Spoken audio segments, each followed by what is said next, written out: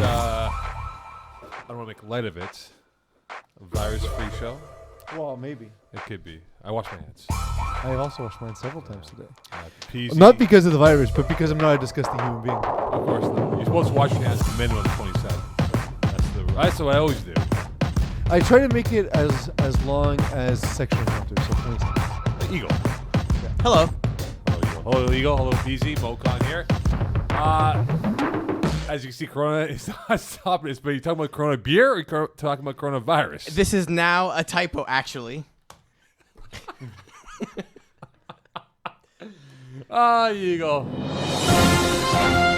I do have some breaking news. Mo, it's terrible news. Mo, it's the news. What's up with this breaking news? Like, it's more serious. It's more like Dave Chappelle breaking news Mo, here. because of coronavirus, it turns out the production of Fast and Furious 9 is delayed.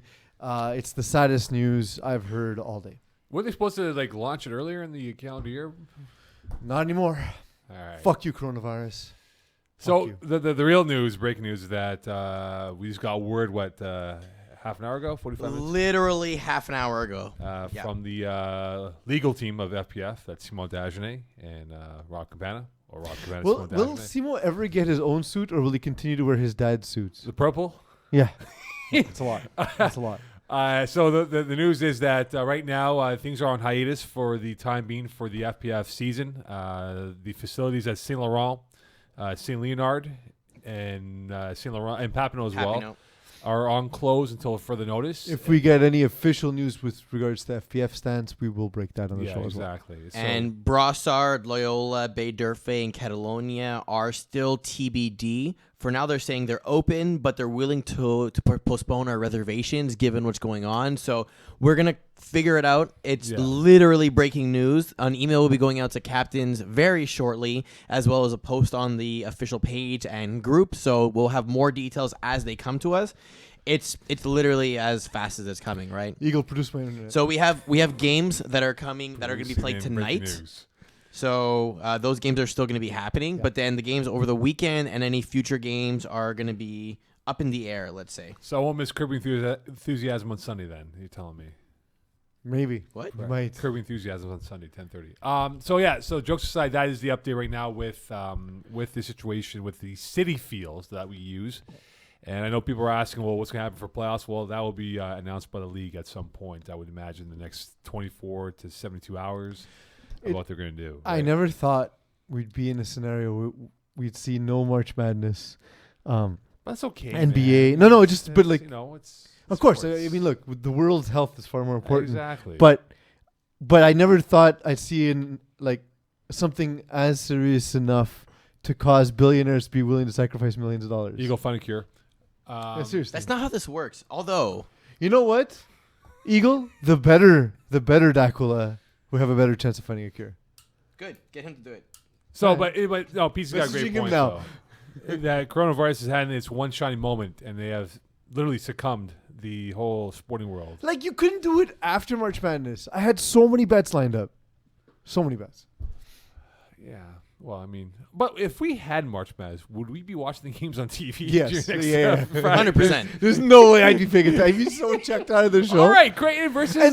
And on top of that, this is the first year, Mo, and you're going to know this because of my yearly complaints. This year, wow, this if sports pick up soon, yeah. this year was the first year in the last 5 I'd be able to watch the Masters uninterrupted by the FPF finals. It's going to be continuing. You can't watch. Goddamn canceled.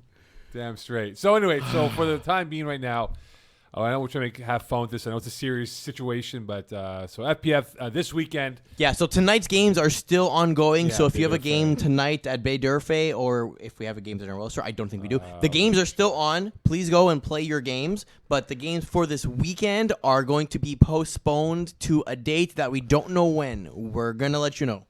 Can I complain about something real quick? Yes, go ahead. So there's teams that are specifically not showing up to games because they're eliminated from playoff contention. That makes you a douchebag. Just show up and play your game. Show up and play your game. No one wants forfeits. No one wants to not have a game against you because you didn't make the playoffs.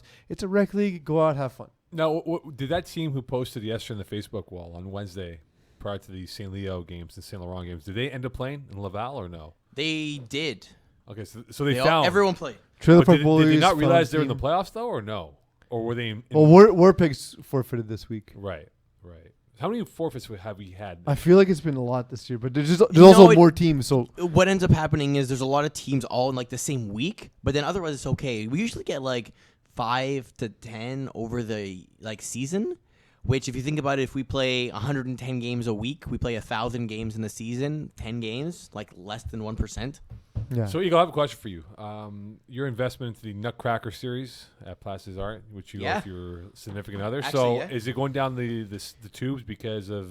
I haven't heard anything yet, but let me go check. And for the record, it's You're Grand welcome, Ballet Eagle. Canadien. Whatever. You're welcome, yeah. Eagle. I got an email from the ballet earlier saying that they may cancel events. So keep an eye out.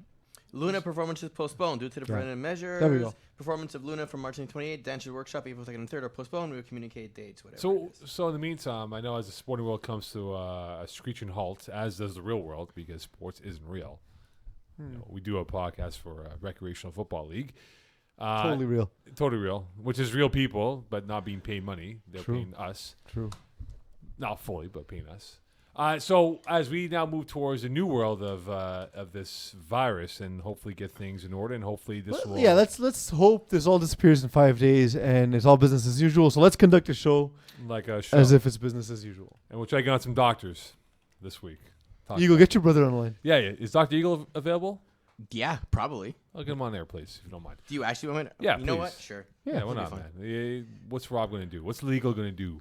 You know, fire us? Yeah, we saw how bad it was with me not here. Do you think he's gonna fire me now? Exactly. Okay, so we'll get Dr. Eagle on with us in a moment or two. Do we leave him a voicemail like we do with Simon? I would not, Okay. You leave the voicemail but then. maybe.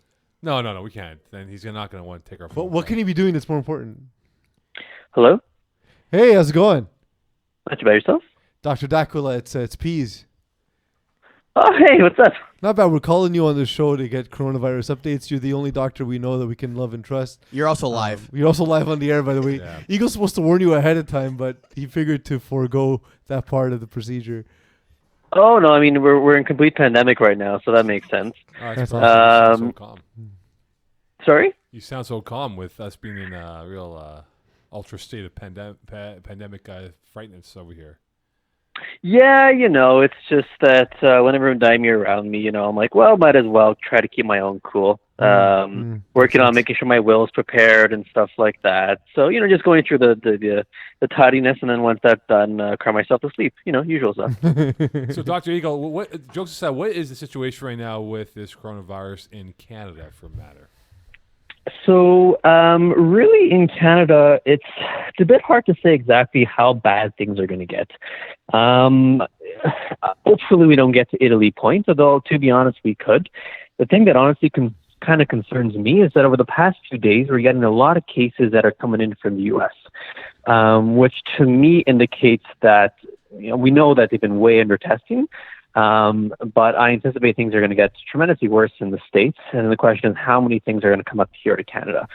I think the biggest thing that's really going to make or break is kind of honestly up to the general public. So the whole, people say washing your hands and that sort of thing, but then the trying to avoid excess crowds. If you're sick at all, doesn't matter if you've got the flu, cough, whatever it is. Don't take any chances. That would probably be the biggest important thing we can do as an individual basis. I'm not sure. I know March break is coming up in Ontario, but I think in Quebec it's already passed. And it's all that to say is It's that the March kind break of now. It's reputation. kind of last week, kind of next week. Yeah. Yeah, but honestly, if you got travel plans, cancel your plans. I know my brother and I, we had plans that we had for coming up in a few weeks that we've canceled ourselves. So any little bit that you can do, that's probably the biggest thing. And, I kind of joked about panicking and stuff, but there's no real need to absolutely panic. I think that Just kind of panic. well, I mean, take it seriously. I'll say that. Don't pull a Rudy Gobert and start licking microphones and stuff like that. Because next thing you That's know, what we do in the third hour of the show. yeah. Well, you can. I would say maybe about one microphone per day, but that's a strict max right there. So one other thing, Mike, I recently was in Cartagena, Colombia. I made friends with a older gentleman who was a doctor, and as we consumed far too many beers through the night, he told me one of the things that he was having an issue with already at that time. That was over a week ago. At this point, he was saying that hospitals were having trouble getting access to surgical masks because people in hysterics were buying them up at a rapid rate. Have you felt any of that just yet? I would say no, because so essentially, for the most part, the surgical masks that people are going to buy kind of off the shelves in a pharmacy and stuff like that, those are masks that honestly, to protect yourself, it's completely useless. If you have coronavirus, it'll help protect others from you for a few hours. But those general surgical masks that they wear in the OR for coronavirus to protect yourself, they're essentially useless. So I have to say from that sort of shortage, because those are the masks that we do use ourselves mostly. So for like regular flu, other different things in the OR, as I mentioned, you wear those sort of masks. But for things like tuberculosis or for the coronavirus, we use a different mask called an N95 mask, which is something that realistically, if you're a health professional, there's different sizes for that. So you have to be properly tested and stuff like that. Technically, for them to work, I'm supposed to be clean shaven. So I'm debating when I'm going to pull the trigger, but I know over the next few weeks, I'm almost definitely going to be looking like a 12-year-old boy because I'm going to be making sure that I'm clean shaven. You're saying that we're doomed then. That's what we're saying right now. That we're doomed. No shave. We're all finished in like the next 3 weeks. No. So again, in terms of, do I think we're going to have probably, because we're already up to 100 and something cases in Canada. Personally, I work kind of right on the border of Quebec and Ontario, so I kind of have to care about both provinces and what the numbers are doing. Now, hold on, Dr. Eagle, if you had to pick one province to care for, which one do you care for, Quebec or Ontario? Pick a side, man. This is sports radio. Well, based on who's listening to your thing, definitely Quebec, 100%. Yeah, for sure. There you go. Playing to the audience. I love it. Wait, yeah. I carry on though. But yeah. So, what was I before that? I'm not entirely sure. But yeah. So I guess looking. That we're doomed in 3 weeks. That we're all our lives will be doomed in 3 weeks. It's basically the movie Armageddon. I think Eagle and I need to fly into the sun. Yeah, pretty much.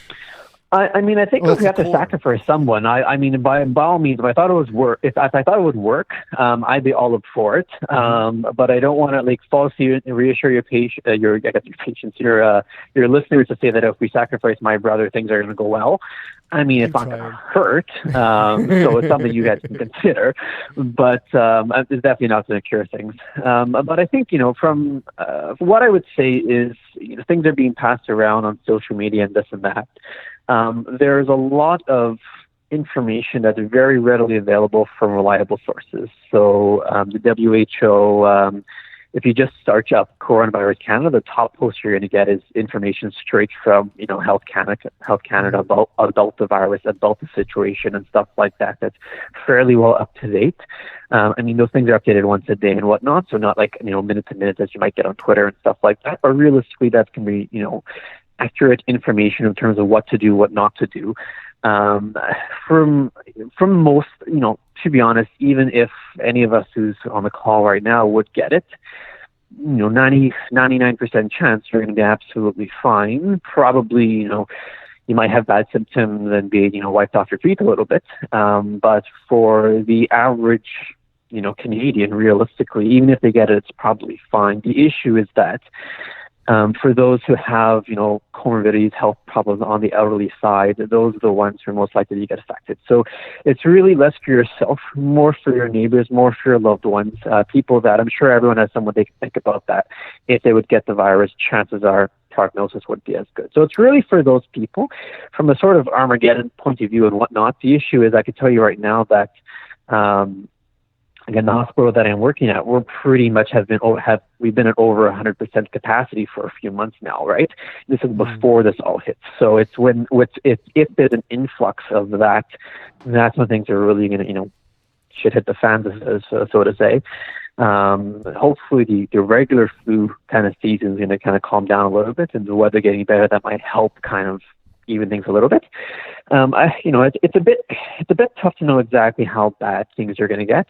The biggest thing is the whole, containing things, and they talk about there's a big talk about flattening the curve, which is the most important thing, because that's really going to kind of be the make or break in terms of how bad things sort of get. So this is where, are we going to delay the spread of things? Are we going to like prevent the spread of things? No, it's pretty much worldwide at this point. The big thing is how much can we prevent the spread, and it's particularly how quickly can we prevent the spread.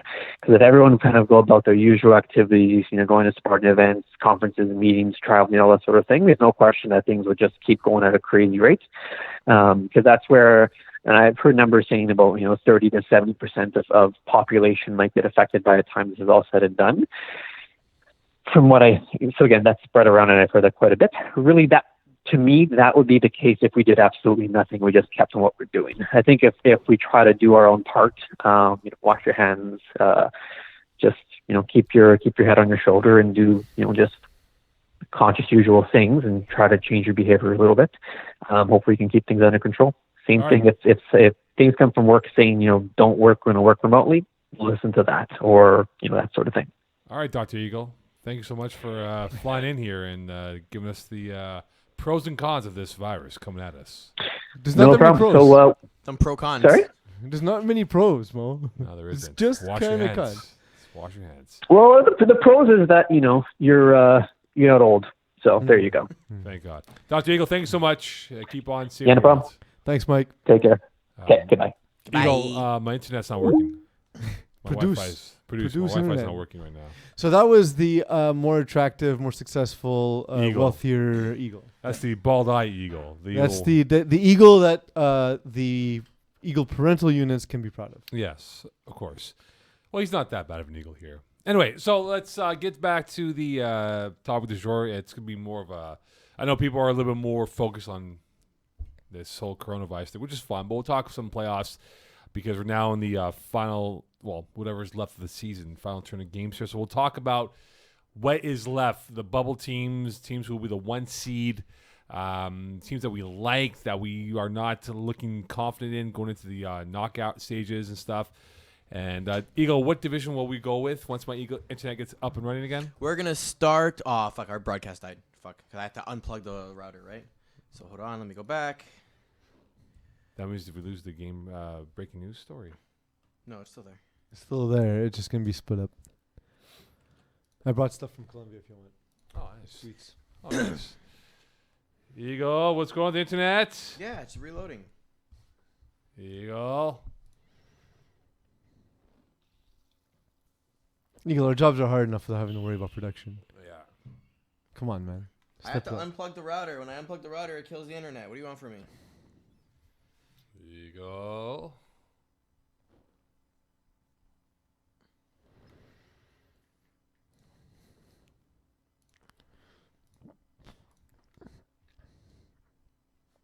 So as of right now, the St. Patrick's Day parade is postponed. Yes, right. If they cancel it, it'll be the first time in 197 years. Yeah, they're going to probably do it in, from what I was April or told, May. April or May. But that might be better because you Yeah. might get more... Well, but to be honest, like, it's been warm. Like, if this was the weather for the parade, that'd be fucking awesome. Because I've been there in years where it's minus 40. It's not fun. I know, trust me. I know people, they... Are we on air? I hope we're not on air. Yeah, we are actually. Are we on air?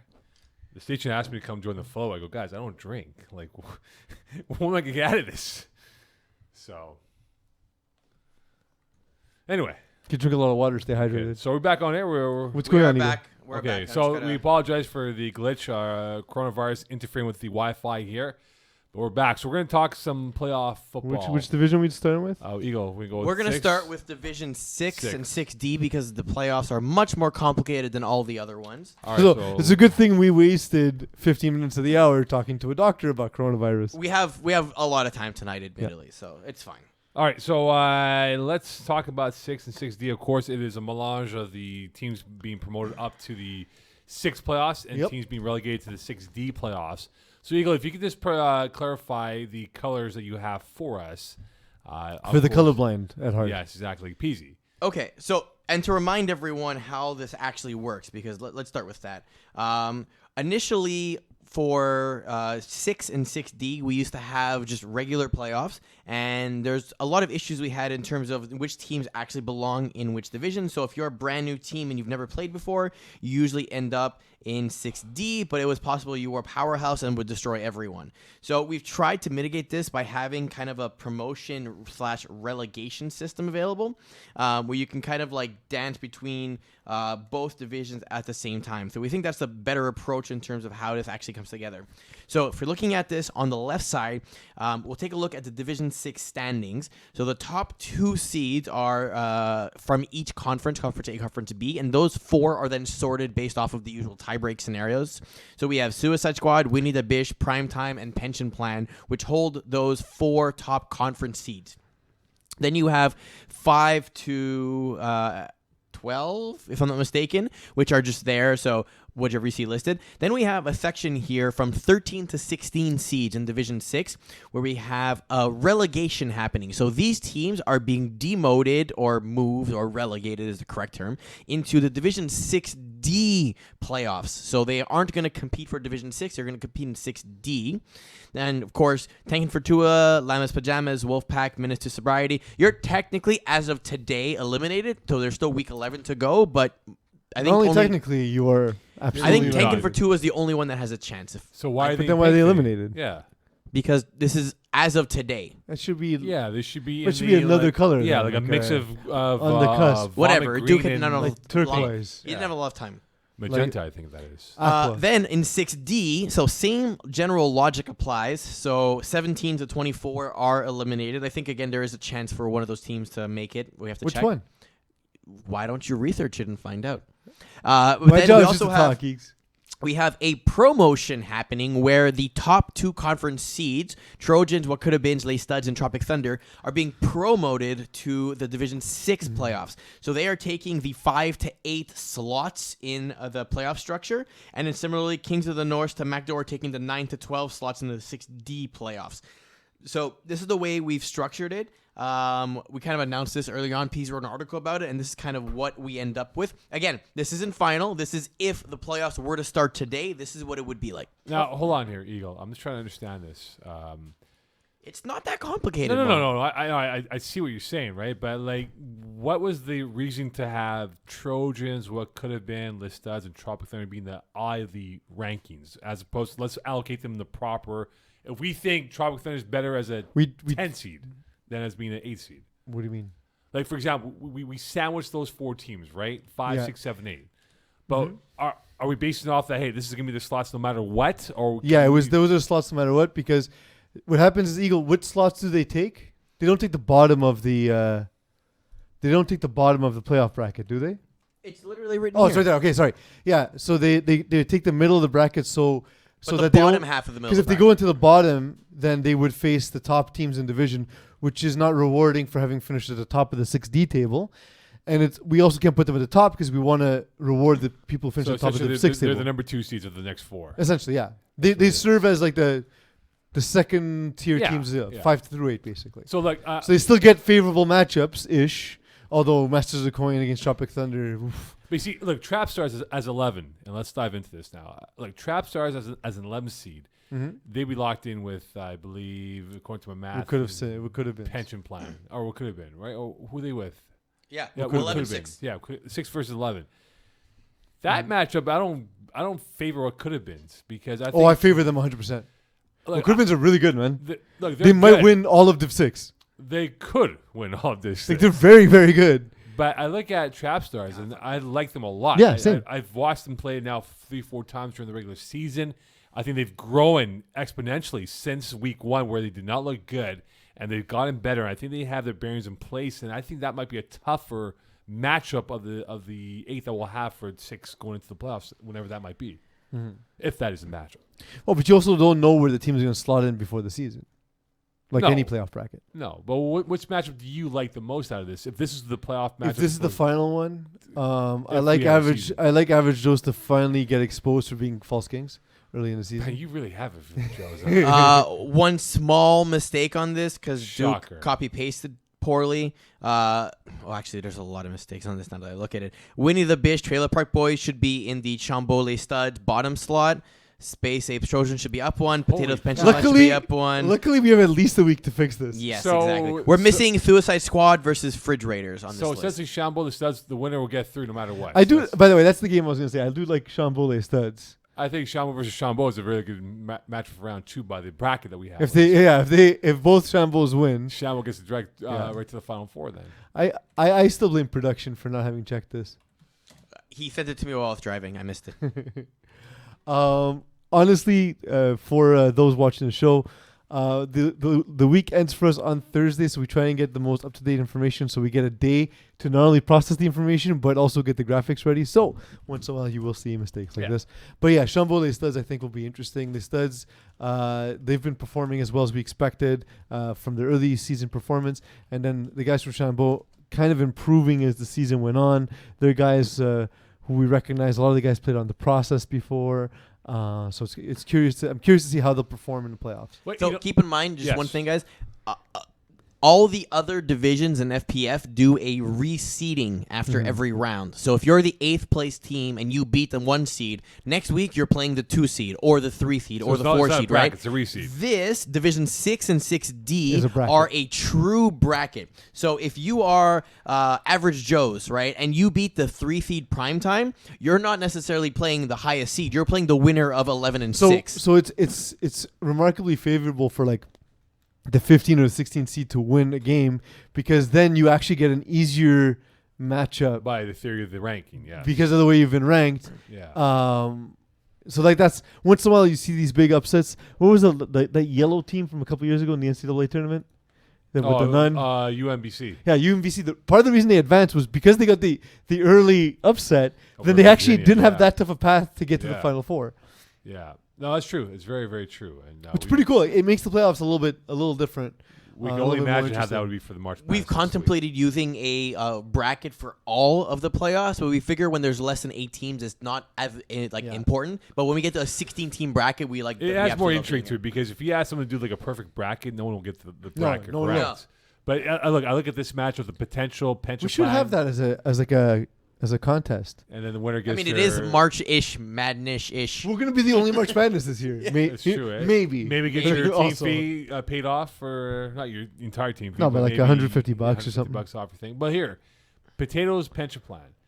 The plan is rolling. They've won 4 out of the last 5. Your boy Vince Pisano is throwing darts. I think threw for 270 yesterday, So and about 200 of those came in the but second half. that's the thing I said when the season started. I liked the way that the quarterbacks were sort of redistributed through the league. Everyone was kind of pushed up a little bit, except for one glaring example in all of FPF.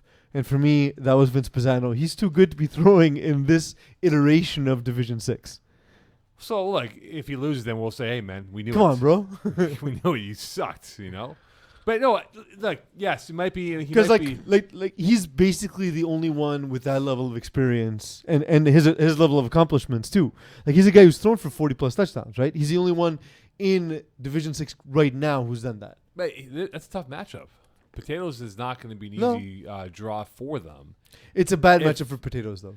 Because it is. Because of the way they play defense and because of the way Pension Plan plays offense, it's a bad matchup for Potatoes. But the one thing that does concern me about Pension Plan is that watching their last 2 games, their defense has been sort of iffy at times. And they played a 5-man Kings of the North after the Kings of the North lost their guy Termel to a wildly missed left hook. By the way, any update on the suspension for Termel by Nope, chance? not that I've heard of. Okay, perfect. And even with 5 guys, they still have difficulty playing the speed, and that's going to be the biggest knock for this pension plan. But that's team. been the issue with them for a while. No question. But when if they play run- faster teams, they if struggle. they're playing a bunch of Legion of Zoom guys, they're not going to stop them, and they might fall into that hole of, oh my God, we're down 2 scores, can't make up the deficit. Whereas yesterday or even last week, even though they were down or had a little bit of wobbly at the knees, they weren't in serious danger. They came back in the second half, turned it on, and then blew away their opponent last night. So I'm going to take a quick break before we come back to this. So we got the official statement from FPF, so I'm just going to read it out to you. Earlier today, Mayor Valérie Plante ordered the closing of all municipally run sports complexes. 3 of our current locations fall under that category: Stade de Soccer de Montréal, Complexe Sportif Ville-Saint-Laurent, and Stade Hébert-Dôme. As a result of this latest update, in addition to the latest school closures, we are now postponing all activities as of Saturday, March 14th onward until further notice. FPF will play the originally scheduled game scheduled for this evening, March 12th, in Bay d'Urfé. We will follow up with updated information as soon as possible. Well, actually, as soon possible. Thanks, Rob. Regarding when we will resume play to finish out the final 2 days of the regular season and start the playoffs. Shut up. The logistical planning will take place over the coming days in parallel to keeping tabs, your grammar, Rob, on the public health news trickling down from the provincial and municipal levels. Thank you for your understanding. The situation is obviously unprecedented for us, and we will do our best to get things back up and running as smoothly as possible once the green light is given. Essentially, Rob is saying that we have 1 day to cram all these games because nothing was said about the 13th, which is tomorrow, to get these games all done. I think that was like an arrangement we were able to make with the field just to make sure that we get tonight's games. And Eagle, did it actually say municipal? No, I said municipal. But there were a few sentences that were terrible. Can we put this on the screen? Including one that was, if I read it exactly as it is, the logistical planning will take place over the coming days in parallel to with keeping tabs on the public health news. To with, bro. To with. To with. So he's going Othello on us in his diction here. Okay, so 6D. 6D. So look, if this was This one is correct. No. All right. No, it's No, not. I fucked it up too. Yeah, God damn it, Duke. I see it. 10-9. No, there's one missing. Yeah, the 4. I'm surprised seventh He's rounders. missing the 7-9. Nope. No, you have 7 versus 10. Missing the 5 versus 12. 5-12 is there Yeah. twice. It's amazing that 7 rounders with a 100 plus 175 point differential is essentially locked into the 1 seed for 6D. He's good, Eagle. Sorry, you guys seen before. Sorry, please. Yeah, we don't need 2 people on that. I know. Yeah. I know. So it's amazing that 7th rounders are still in 6D with a plus minus of a positive 175 point differential. I think we might see 2 brand new teams walk away with trophies in Division 6 and 6D this winter season. But are you surprised by that though? Yeah. I'm surprised they're not they didn't get promoted. It just sort of. Here's the thing: if you had to replace one team from 6 with 7th rounders, who would that be? It would probably be Tropic Thunder because Tropic Thunder's gonna end in either 9-1 or 8-2. But I don't think it could be argued that the strongest teams from 6D are in Conference B, where you have Les Stade, what could have been 7th rounders. All 3 teams have a plus minus of plus 175, and what could have been have a game at hand, so they might even stack that further if they win their last game. So keep in mind, if Les Studs do lose this game that's coming up, I think 7th rounders can actually leapfrog them for the lead, right? I don't know the head-to-head. So I'm going to check. 7th rounders have... Because they did play. They lost to have what could have been.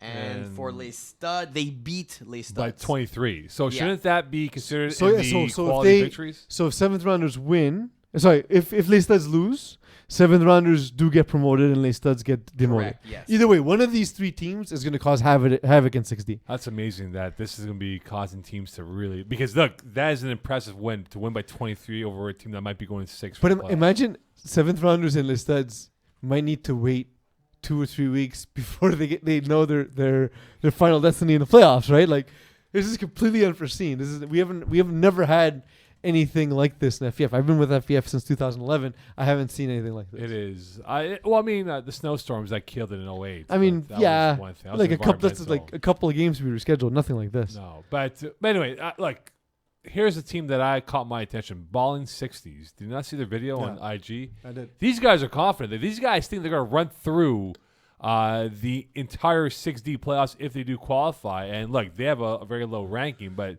listen, bravado is not a foreign term for them. They are definitely about that, and they think they're going to crush the competition.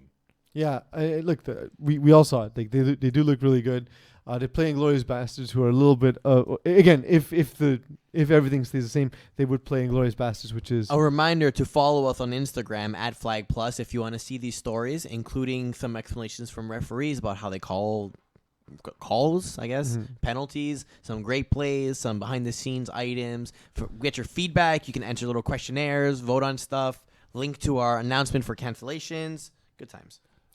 So, by the way, Ball and 60s play Killer Rays on Saturday in Lachine. So that game is still on as we speak. Could change in the next 24 hours because they still need to win and get in. They're there, but they need to get that victory, and they're more than assured to get in. But, Peeze, if they get in, could they make some noise as a 15 seed in the playoffs if that's what their rank's going to be? Ball and 60s. Well, again, I think so. I'm impressed. It took them a second to sort of get a feel for it. Also, they had 2 ties. So, like, those 2 ties, you get a convert here or there. That then the season's completely different. And we're looking at a team that's at this point 5-4, a chance to go 6-4, and is more of a middle ranked team than a low ranked team. The ties this season really wreaking havoc on our standings. Can we go back to our botch bracketology over here, Eagle, if you don't mind, please? Just wanted to get some more matchups up here. Kings of the North as a 9, I think, is overrated because I think. They're perfectly rated because that's where they ranked. But I understand it's the rank, but seeing them play, And they're gonna win. They're gonna win the first game, but they've not played well. but they'll beat Goon Squad I don't think. know. They would beat Goon Squad if that's the matchup again. because if you look at their losses this year, again, if they're not Termel, that's a big loss for their office because there were 6 guys in the. Someone's beeping you. Yeah, Eagle. I know. But Kings of the North, I think, would be more of a 11 to 12 seed than they would be 9 seed because I just think right now they're not a value at number 9 going to the playoffs because they've had some pretty weird games. But again, this season. I like that matchup for them. So if things work out that way, and they have a chance to play Mountain go second round, we might see them in the conference finals. You know what I mean? So can you imagine that? So it's possible, like in playoffs, especially when you're not reseeding, things things can get a little sideways a little quick. So there's definitely a chance, again, given the fact that that might be their matchup.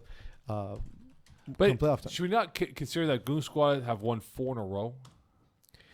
It depends. So I'm having trouble loading the pitch. Can you call up who they've beaten in the last 4 Okay, weeks? so Buscaneer's not going to the playoffs. Replacements. Which team? The Goon Squad. They beat replacements. They beat Buscaneers. They beat Zone 6 Ballers. And they beat... they lost a big part. They won 3 out of the last 4, and they lost to Green Wave. Yeah. So the impressive win is against Zone 6 Ballers. Which is no 5 plays at that But point. I think also Zone 6 Ballers are missing players. Yeah, I think that was game. spring break week or something, right? Where Yeah. they had to get a ramshamble of subs or whatever it was. Yeah. Hold on, let's see. Yeah, no, that's pretty much their team. Okay, that's fine. So that's an impressive win. Otherwise, they beat teams that wouldn't be in the playoffs, and I think Kings of the North are a step up from Buchan Sears. They're a step up from a team like the Replacements. Well, they're probably on par with the Replacements, but there's a glut of teams that are essentially similar quality, right? Like towards the middle end of the division. But you see, they either win big or they lose big. Yeah. They lost to 7th rounders by 20, but they lose to Lionhearts by 27, but beat Here for the Beer by 20. But Here for the Beer was a terrible team. They weren't that great anyway. So Here for the Beer, I don't know if they've won a game in FPF yet. I don't think they have. I don't think they scored even 100 points this year. No, they scored 98. And they have one more game to get 100 points. If they don't score 100 points, it'll be the second season in a row that they don't score 100 points. And that means they're going to call who? Ghostbusters. You and Eagle. That's true. We didn't go see them. No, you guys did That's not on go us. see them. You guys like the Alex Rodriguez. You know his a financial show on MSNBC where he helps athletes who are broke and get themselves back on stable finances? You guys are like that for FPF. If there are FPF players looking to invest their money, I think you should give it to me. I'll manage your money for you. It may not be there in the end, Michael but Columbia. it'll start there. This is coming from the guy who can't remember to I do know. anything. Yeah, it's my life. He's is gonna completely forget that you gave him money. My yeah. my life is I didn't do completely run anything. by Eagle in every possible way. So basically, you're giving me your money. Skip the middleman. Go directly. Well, no, I gotta get a percentage, Eagle. I mean, come on, consulting. Yeah, services. $1 more. Yeah, exactly. Whatever you get, I get $1 more. So when you look at this supposed 8 matches that we have in the 16-team bracket over here, which is your surefire guarantee that they will advance with ease, Peeze? When you look at these matchups right Well, now. I think seventh rounders, regardless of who they play at the bottom or whoever that one seed is, if it's a stud, if it's seventh rounders, they should advance fairly easily. I do like Stiff Yarm, and I do like Believe the Hype. That side of that bracket is going to get hectic quickly. There's some good teams there. Do you believe we'll have the top 8 seeds going through? No, I don't think we will. I think the matchup, the upsets might be in the upper half of that bracket. I don't think so. Like which is the high ranked team that you see losing? And remember, guys, Kings of the North, MacDo, Stop Whining, and Stack Your Roster are the demoted teams, right? Yeah. So I don't think they have easy matchups now that they've been pushed down. No, I think, and you just took the words out of my mouth. Stop Whining versus Green Wave. I think that's going to be a close matchup. I think that will come down to extra points. Potentially, but like neither one is a high ranked team. Give me a high ranked team who you see struggling in the first round. Okay, well, look, whoever the one is in that 1 versus 16, no, that's not going to happen. Believe the Hype, I think, is going to be pretty solid. Stiff Your Arm, I think, will have. And we always go back to that 5 versus 12 March Madness. There's always an upset with the 5 versus 12. That might be it. That might be it. MacDo, again, MacDo. Steve Arm's good though, man.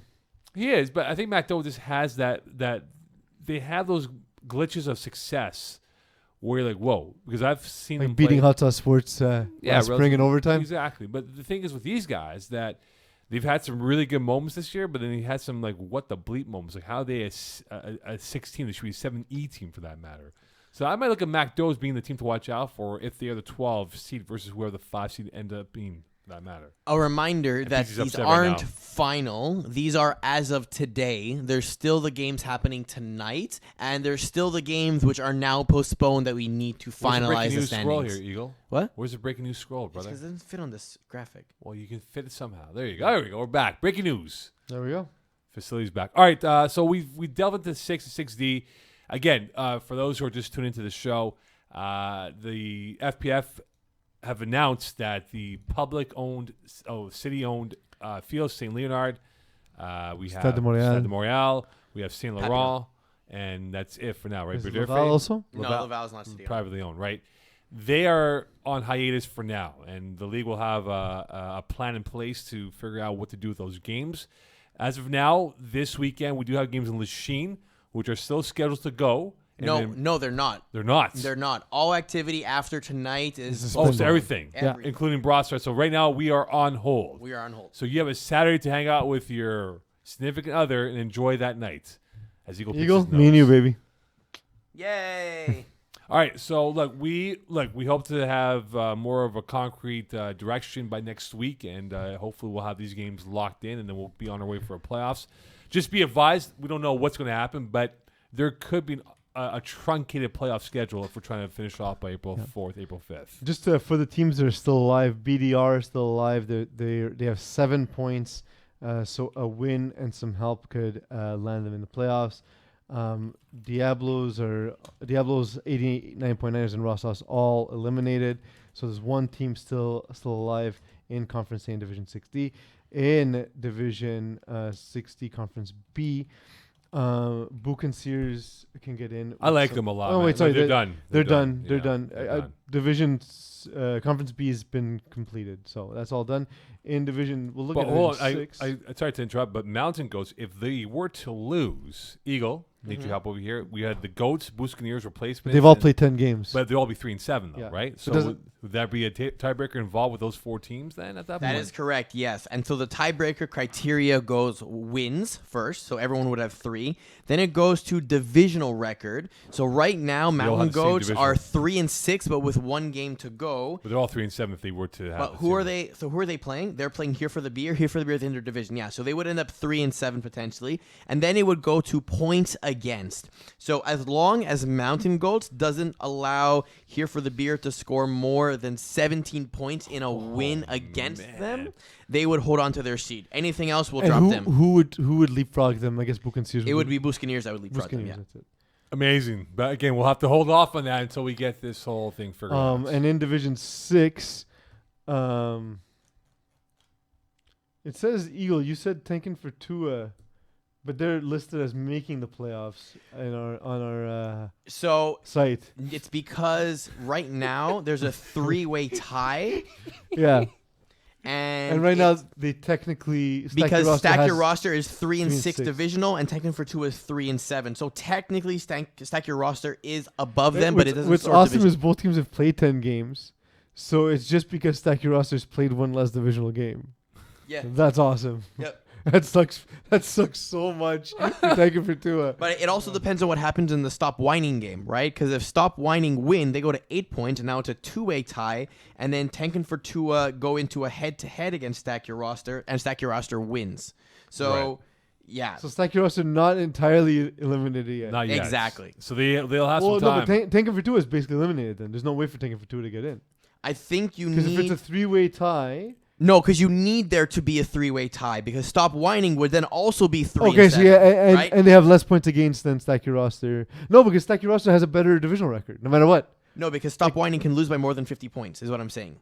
If they Or lose for by whatever more it than is, and 50. Tanking Yes. for Tua can you guys, technically you guys have leapfrog. lost me on the whole. There's a few weird scenarios there. Yes, exactly. Not All right. many. Not many, but there are. and a few then of them. just one last division mode. Let's take a look. No, Llama's Pajamas and Wolfpack have been completely eliminated. All right. Fair enough. On to what division now, Eagle? 6 We're and going to go 16. Division 3. 3, and then that's for hour 1. Again, for those who are tuning in now for Division 3, the breaking news, as it was announced about half an hour ago from FPF, is that all things are on hiatus until further notice due to the coronavirus. Except for tonight. Except for tonight in Big Durfee. They are playing their games, but after tonight, no FPF this weekend. So you'll have time to spend with your loved ones this weekend, or reading a book, or watching Curb Your Enthusiasm, which I look forward to on Sunday night. Can't wait. I'm going to turn on the subtitles. I'll read Curb Your Enthusiasm. It's a great That show. way I could do How do two you know things, that? I Mo. thought you'd be into Curb. I man. am. I was a season behind because I'm I am a little really bit behind. busy. I have to catch up on the episodes. Are you a Curb fan or no? He's singing the song. Boom, boom. So are you a Curb fan, yes or no? Can you fucking give them the breakdown? Well, we need No, the we need answer. to answer the question. Yeah. Are you okay? Fine, thank you. That's all we need to know. Come on, Eagle. That was a little underwhelming. All Come right, on. so if the playoffs were to be today, this is your playoff brackets, and of course for Division 3 to verify again, Eagle, will this be a reseed or bracket? This is a reseed. It's So on the the screen. lowest seed plays the highest That's seed, true, and then yeah. the middle seeds play. We have Conference A at the top and Conference B at the bottom. Excellent point. Yeah, All right. yeah. All right. So there you go. Look at these matchups right now, and they're still. What you could say is it's for the audio audience. Is for the audio. Podcast audience. Exactly.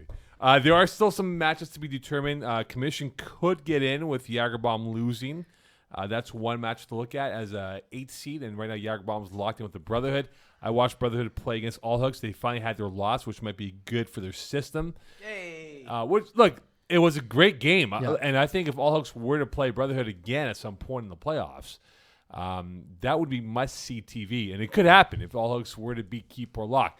Now, if we go back to the bracket again, Eagle, this is where I think some of the intriguing matchups are. I think the Crew, they've had a good run this year, but the Bearskins always conjure up that lightning in the bottle mentality in the playoffs and could go on a run. They've seemed lackluster this season. They have been, but they always find that seam piece where they just go on a run and they get this win in the first I round still of playoffs. think every game is an independent outcome, so therefore that doesn't mean anything.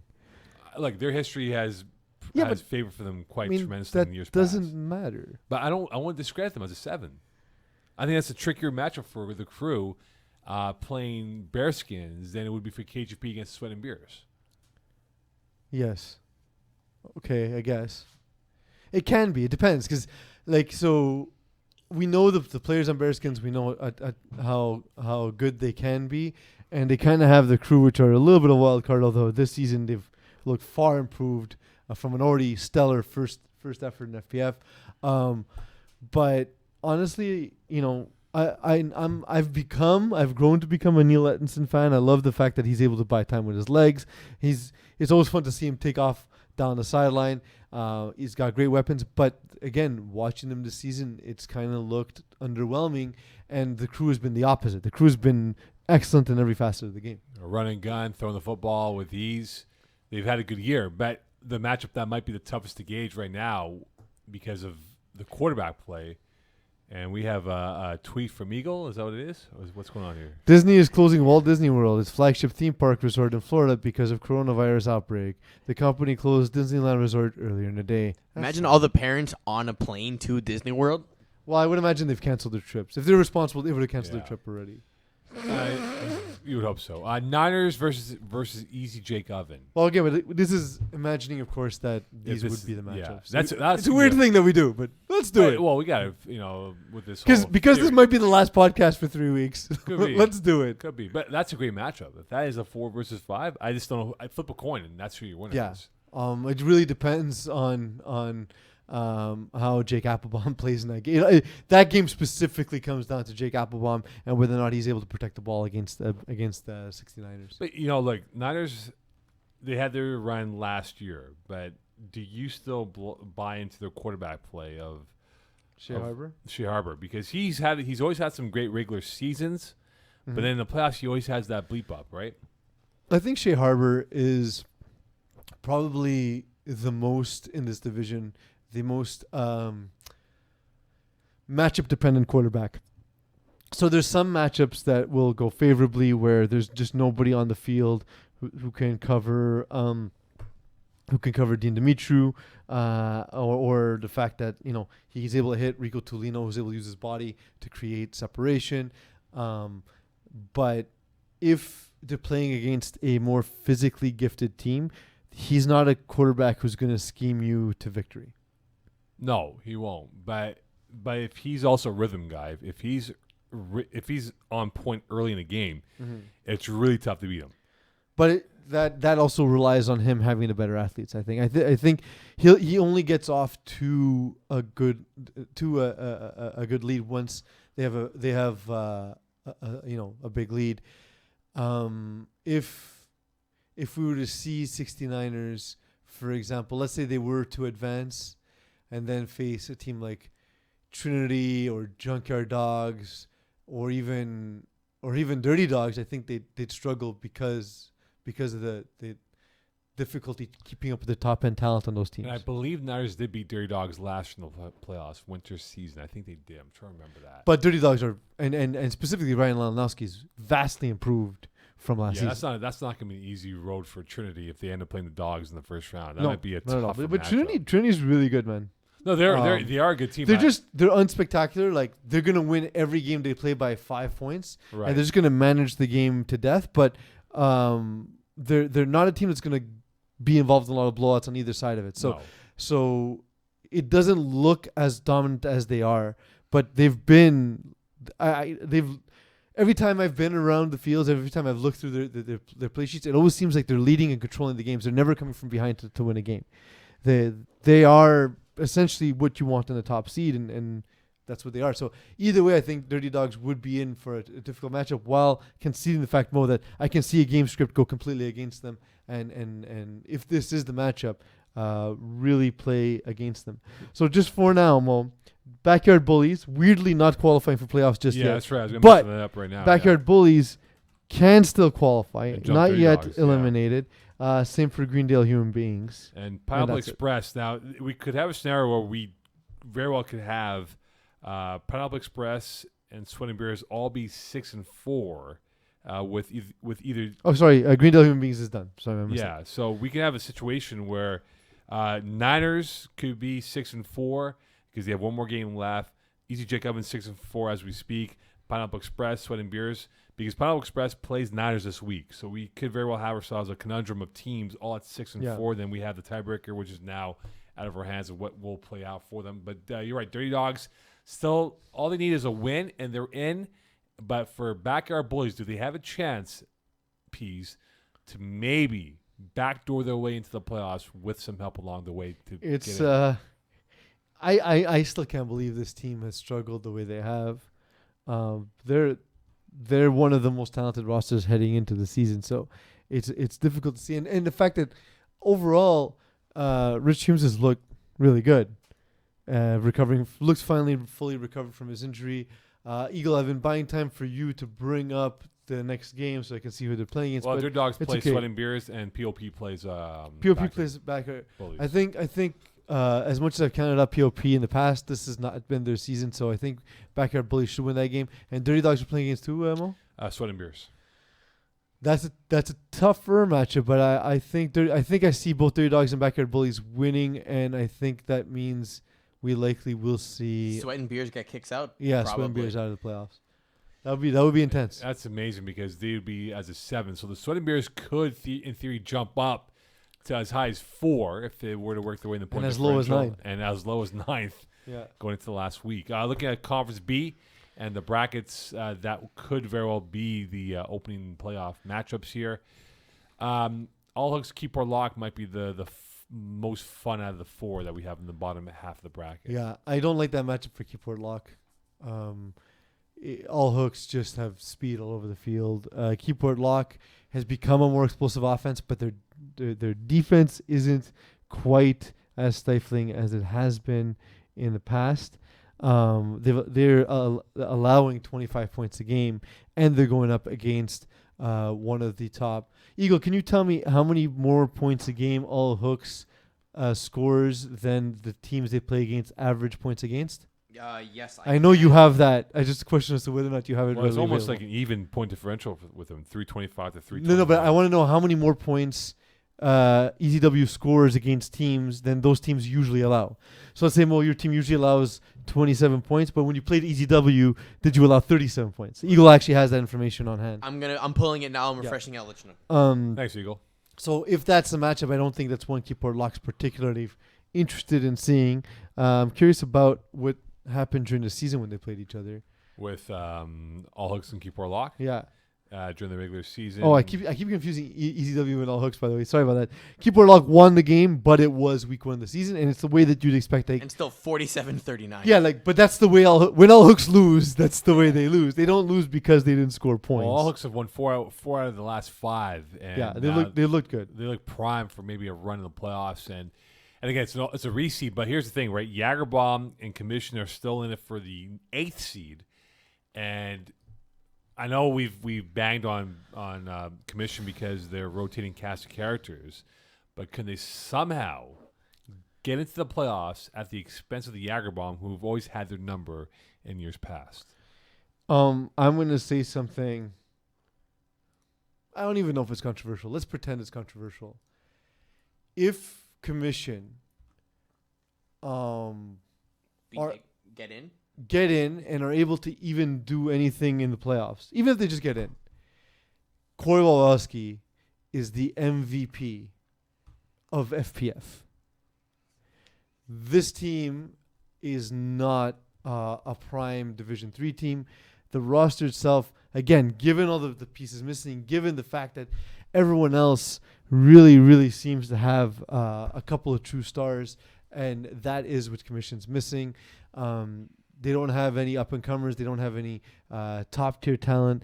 They're just relying on sort of, good, steady talent and wizardly performance by Corey Wawowski. If they make the playoffs, Corey Wawowski, MVP of FPF. By the way, they tied each other 26-26, Commission and Jagerbomb.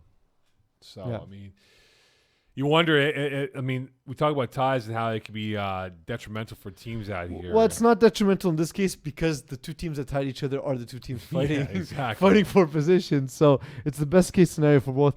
But Commission faced Martin Leflag, which That's a tough matchup. which I think is a brutal matchup for them. And Jagerbomb, I believe they have, I forget who. For those watching, please excuse us. Our internet is incredibly slow tonight. Yeah, they will play Alonzo Ballers. Lonzo Ballers. So I think Jagerbomb have sort of the inside track. And look, if Jagerbomb gets in, look out.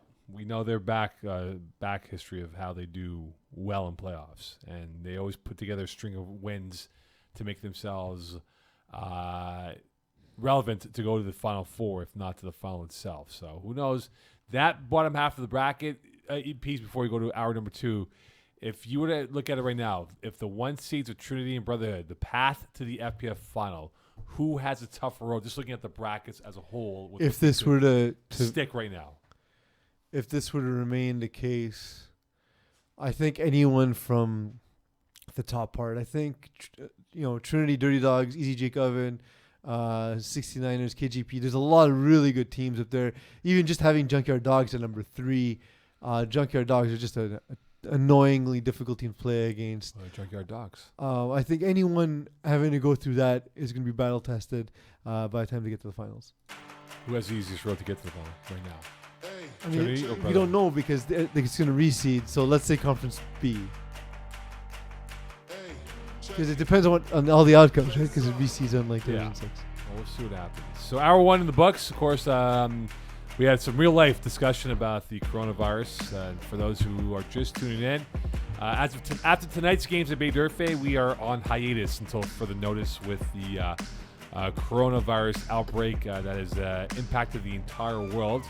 As we've seen the professional sports level shut down, and now the recreational league is shutting down. So stay tuned, sit tight. We'll have a plan in place, which will be released by the FPF at some point, I would imagine, with proper course of action before we announce anything. So hour 1 in the books. We head off to hour 2 to preview what again, Eagle? That'll be Division 5A, 5B, Co-Ed 1 and 2, as well as the women's division. All right, perfect. And then we will continue on with the updates if we do get any more about what is happening with FPF as we are on hiatus after tonight. Stay tuned. Hour 2 coming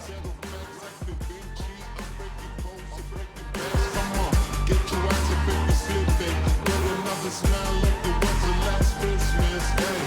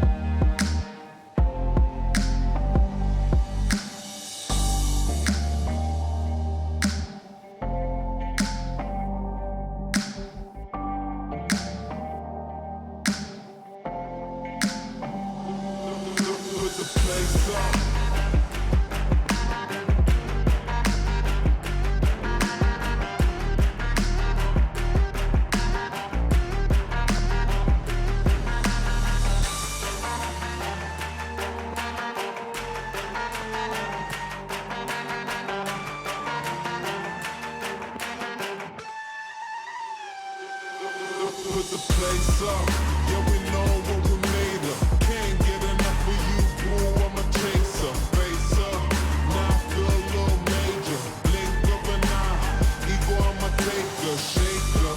Yeah, she was a ball shaker, she shake me out that door to no place. Damn, why you doing all that? Thought you was my wife, but you stabbed me in the back. Sound like a rose when we came out there, we settled facts like Da Vinci. I'm breaking codes, I'm breaking backs. Come on, get your ass up if you're slipping. With another smile like it was the last Christmas. Hey.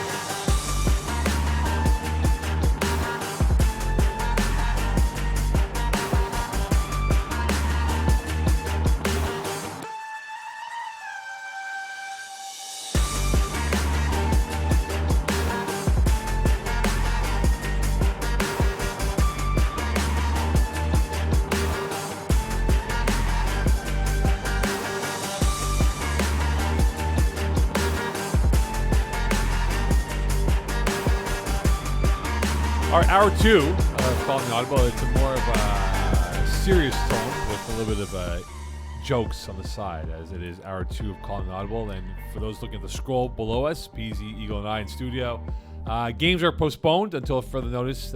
Story broke After tonight. After Tonight's tonight. games are still in effect. So if you Yes. haven't left the house yet thinking your game is postponed, get your ass in your car, To be get to your fair. game. Yeah. The games are still on tonight, but they will be postponed after tonight moving forward until further notice. Yes. Short term, no games. Long term, we hope for the best that we can get back to having FPF games because we're at the end of the season. And of course, playoffs are literally at the doorstep for us to enjoy, which we all do for the road show in Brossard, which is slated for April 4th and 5th. But right now, everything up in the air until further notice, and we'll have a course of action laid out for you. All right, so Eagle, hour 2, we have Co-Ed 1 and 2, women's division, and 5A and 5B. 5A and 5B. So we'll dive into 5A and 5B. Let's get into the brackets.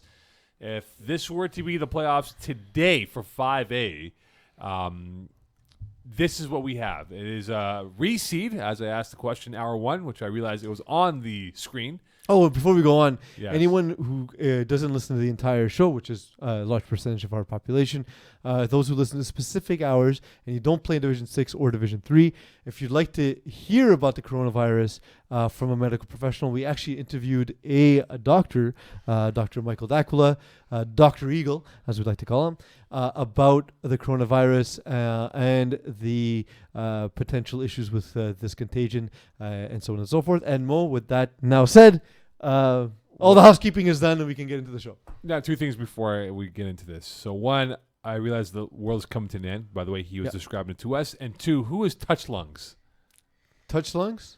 Touch Lungs is the name that Duke, man. I know you're in a rush, but No, come on. Duke's a smart guy, and Duke is our autocorrect. Eagle, go on the site, change tough lungs to touch lungs. I'm gonna check to see if I spelled it properly in the Excel file. If you spelled it wrong, you're changing it to I touch spelled lungs. it wrong. It's me. Change their name to touch lungs. It's an instruction. That actually might be a better name than Tough Lungs.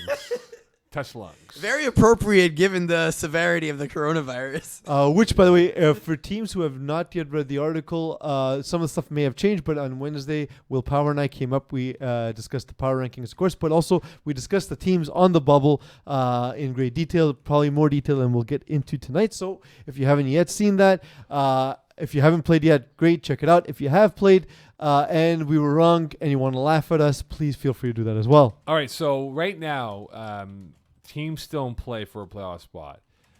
Big Baller Brand still alive at 4-4-1. They could jump Spartans and Ice up for maybe a 7, if not 8 seed. And a Big Baller Brand, their game that they have in their last week 10, week 11 of the season, they would be facing, as my computer loads up, and I buy time trying to get this computer loaded up, ready to go. They would like face. to stall? I like to stall. We like to stall all the time. They would face Big Baller Brand as a number 9 seed, as they would move up at least by 2 spots here. Would be who, Eagle? My computer's stalling. So, Big Baller Brand is playing Empty Loud. Oh, God. Yeah, that's not a fun one. That's at not all. going to be fun at all. Okay, so let's get back to the And back. who do Ice Up have in the last game? Ice Up are playing Voodoo. Voodoo. And Spartans play Spartans play Longhorns. Longhorns. Oh, So, they are in the pole position to get that 7-8 seeds right now. yeah. They are. Spartans held their own for most of the game against MTL Loud. Yeah. Yeah, no, look, Spartans are going to be Is Tip Top Shape possibly in trouble? with Terry Tam.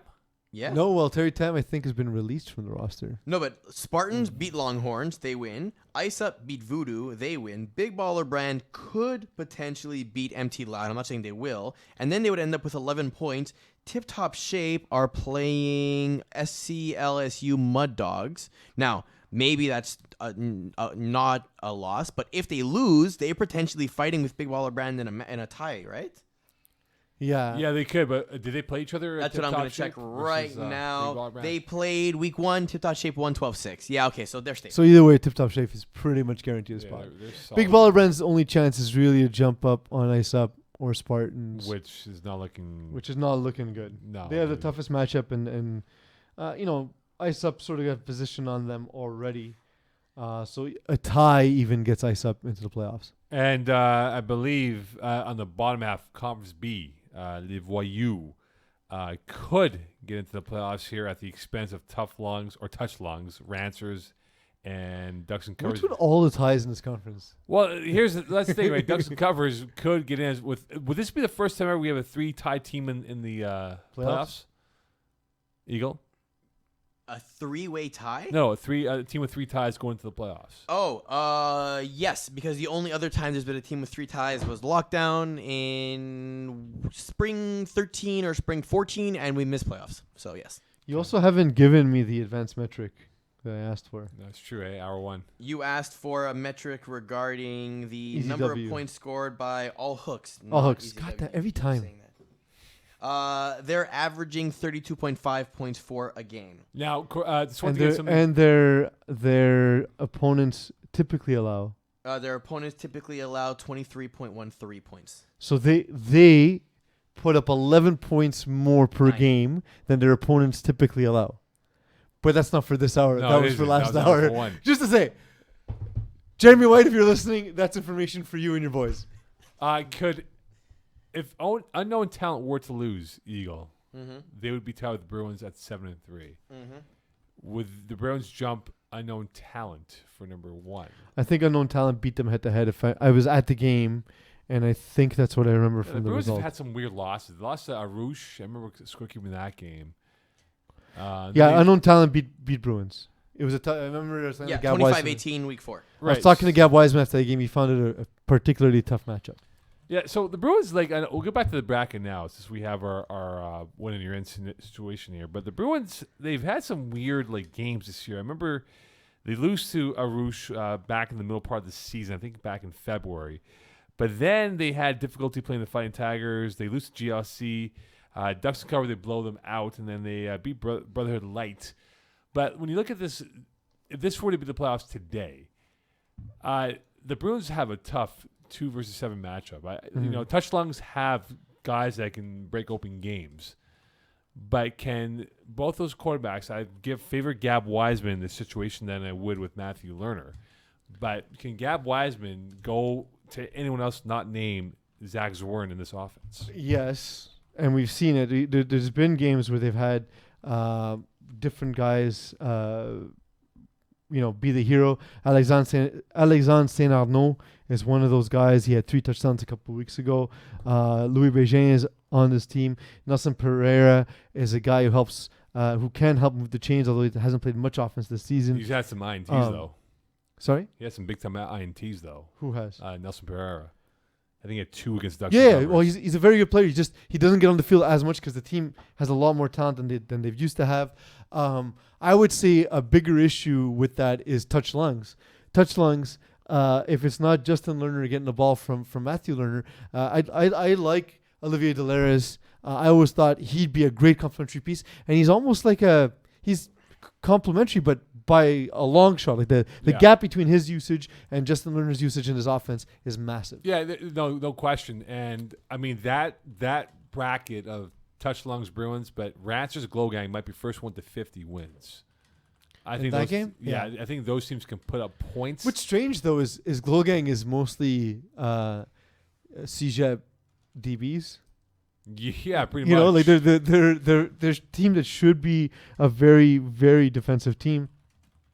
And they allowed 196 points, but that's also including a forfeit win early in the season. So that's a little distorted, but that's still a solid output. I know they lost to K Squad though, which is the worst team in the division. but that's Glow Gang. They have a bunch of games where they don't take it seriously. We've seen that before.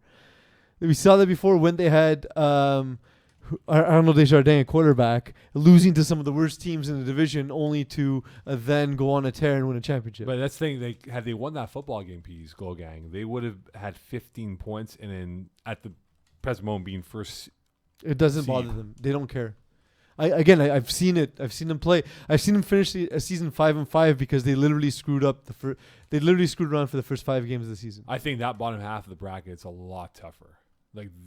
All those teams. Yeah, listed. No doubt can go to the finals because even Rancers can win that game. That's not an easy game for Glow Gang at all. No, it isn't. If this again, provided that these rankings remain, yeah. So and we talked about Les Voyous is the only one that could jump up, and Les Voyous I think might give unknown talent more of a challenge than Ducks and Cover just because of the matchup. Ducks and Cover, not a particularly speedy team. Les Voyous have a lot of athleticism, just haven't figured out how to use all the pieces just yet. Again, a reminder, these aren't the final standings. There's still some games left to play, but this is as of today what would happen. Yeah, and for those games to be determined. We don't know when we're going to play those games. In the upper half of the bracket, MTL Loud, tip-top shape. I think MTL Loud might have the best of the 4 matchups in that upper bracket. Tip-top shape has been too erratic for my liking. They've had some crazy, weird games this year, and I just don't know if they match up well with MTL Loud, who I believe had crushed their hearts back in January when Terry Town was playing for tip-top shape. Yeah, well, MTL Loud is going to be a tough matchup for anyone. Like I said, I like, if they have a rematch against Spartans later on, that would be fun because Spartans really took him as far as they could go. Buffalo Wild Wings vastly improved. The U, of course, we know what they can do. And man, Ice Up, there's not a scarier 8 seed to see than Ice Up, in my opinion. And they could run. It's insane to me that this team is at 8. I know Jordan McInnes, who's probably one of the least guardable players in FPF because of his size and his hands and his ability to catch to high point the ball. I know he hasn't played much for the team this year, but still the Marini brothers, Shaq Lattimore, that's a ridiculous team to have to face. If this holds up and it's Ice Up against Part of My Swag, I think it's gonna be another first round exit for Part of My Swag with Brad Evans at quarterback. Poor PMS, man. Like they just always catch the worst matchups. Yeah, it's insane. man. Do you think he should pick another animal to wear on his shirt instead of the flamingo? Oh, I mean, Maybe it's just a bad go. luck I charm think right now. they should just give it up and go for Hawaiian shirts. Brad Evans, we all know it's deep inside you. We all know you are the hula man. the Andy Reid collection. Yeah.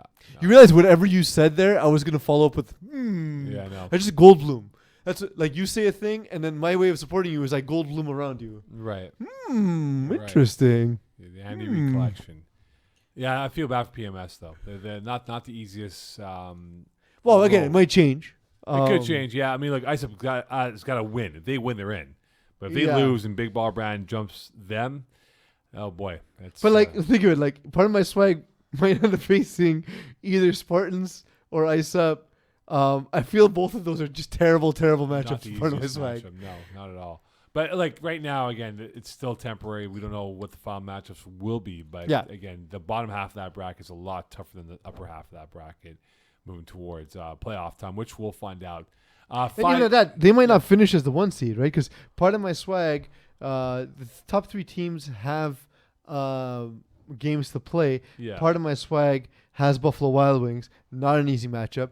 What are the other two? And let's not forget, if Buffalo Wild Wings were to win, Balls Deep has the U, and MT Loud, like we said, has Big Baller Brand. But let's not forget Buffalo Wild Wings. If they were to win, they would be 7-3, tied with PMS at 7-3, and they might jump them. I mean, there's So let's say right now And we the know the U- matchups. What's your prediction for 1, 2, 3 in this division? I'm going to go MTL Loud. And Buffalo 1. Wild Wings could end up 7-3, and the U could Yeah, end up I'm going to say 7-3. MTL Loud 1. Okay, I agree with that. I'm going to go Balls Deep 2, PMS 3, Wild Wings 4.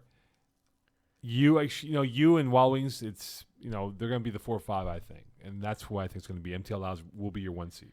Yeah, the points against help Part of My Swag, and MT allows points against if they win and the other teams lose won't matter.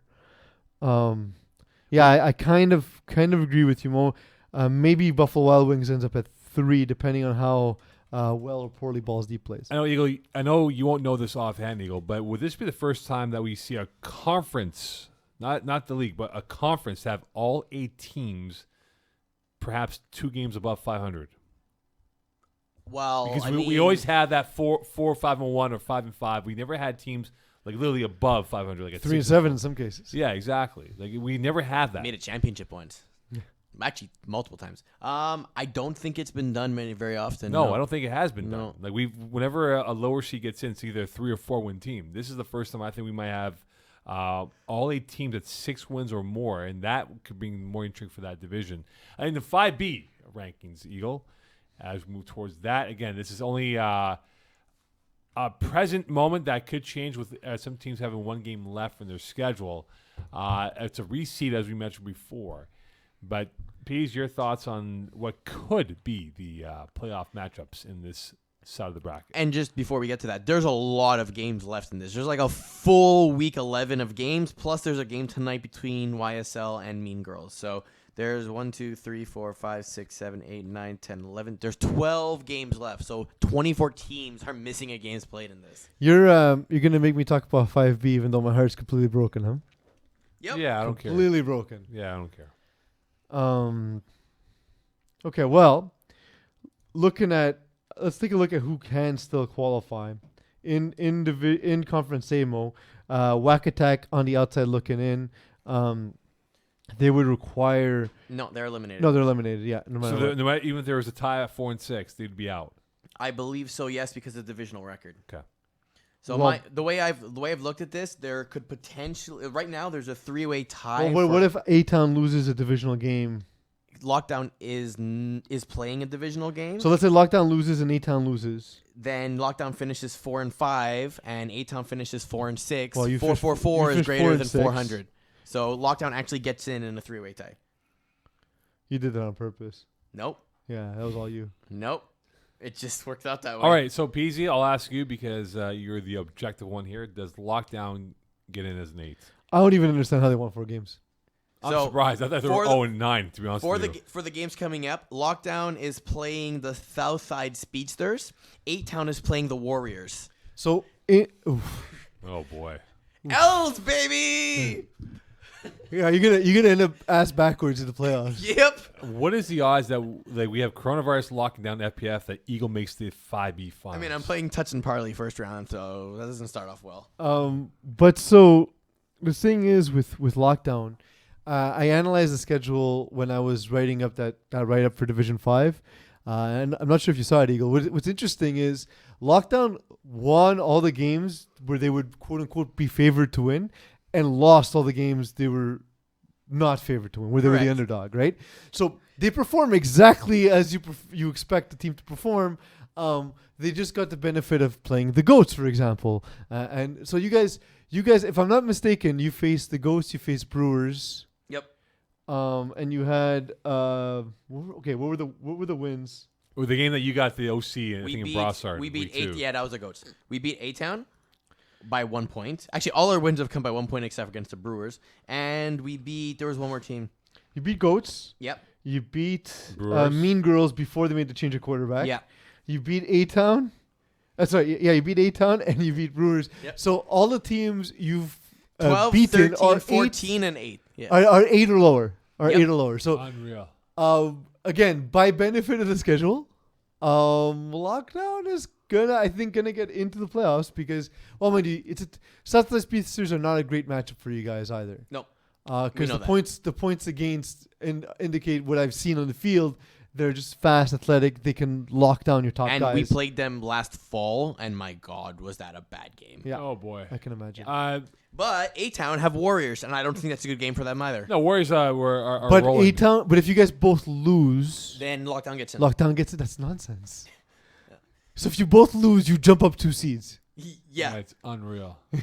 Eagle, how did he mastermind this? I mean, Yeah. technically, right now we are the highest seed. It just doesn't sort by divisional, right? Because we're technically 500 in divisional, where the other teams are less than 500. So we're already technically 8th seed. But yeah, So would Rob be more nervous having you in the final They won't make the final.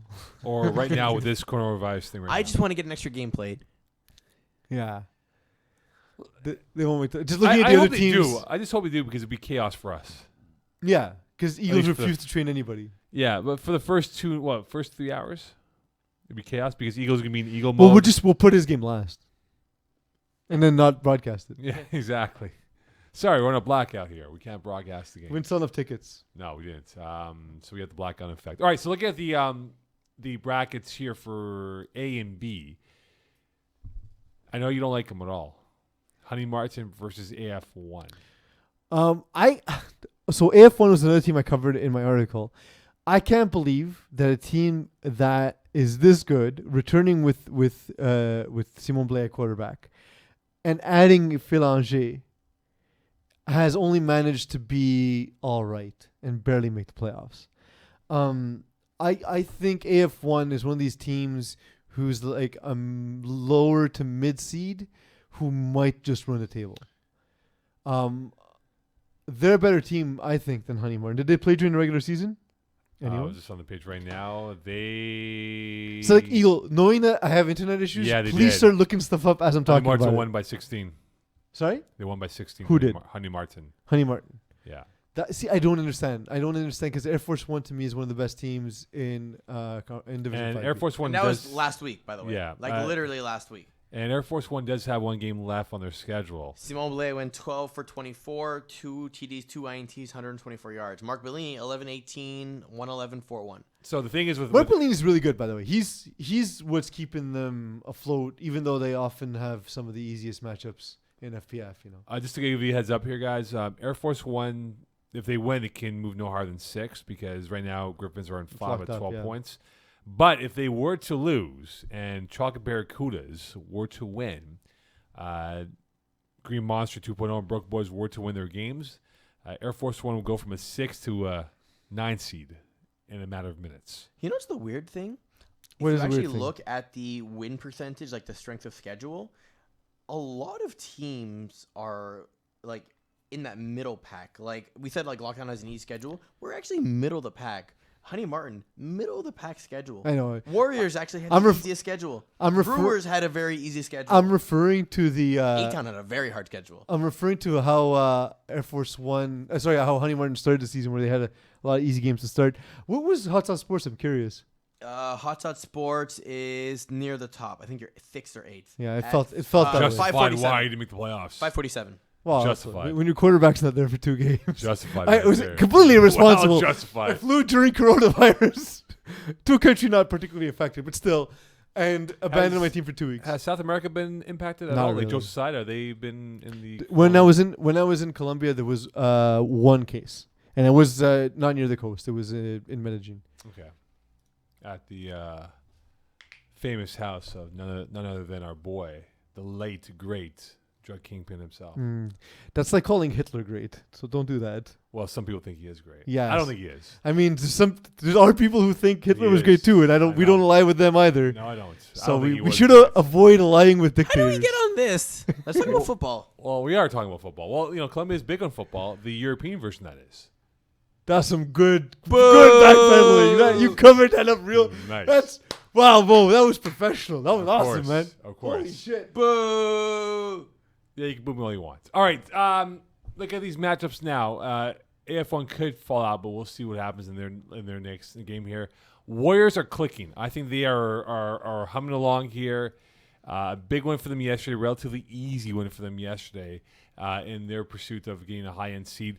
But the thing is, when I look at the Warriors right now, their side of the bracket, if it ends up being what it is with a high-low here, they might be a 2-round team. They might get to the conference finals on their end of the bracket if Soleimani is locked in and not going to get off a helter-skelter with what he's done in years past. So, I like Soleimani's development as a quarterback. I was really impressed in fall.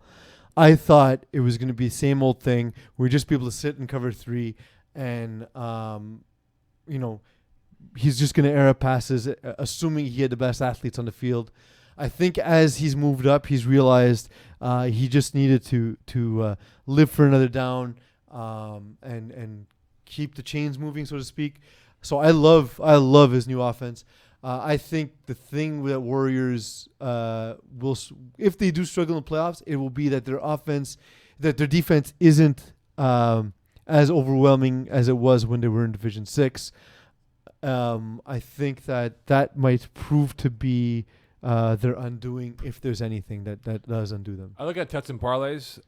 Look, that division was fairly strong because Tuts and Parlays 8-2, New Wave and YSL at both 7-2 each. Mm-hmm. If they were to win their remaining games, they would be tied in 3-way. And Eagle, do we have a breakdown of that situation with Tuts and Parlays, who are holding the 2 seed, but YSL and New Wave, who are now locked as a 5 and 3 seed?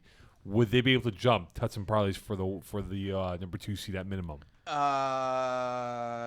It's possible. So New Wave and YSL both have 14 points and 1 game left. And right now, Tuts and Parley has the middle amount of points again. So New Wave could win, get 8-2, and cannot pass them based on points against. But if it's a 2-way tie, Tuts and Parley, they won parlays. against New Wave. Parlays. So they would hold, parlays. They would hold the seed if it's just a 2-way tie.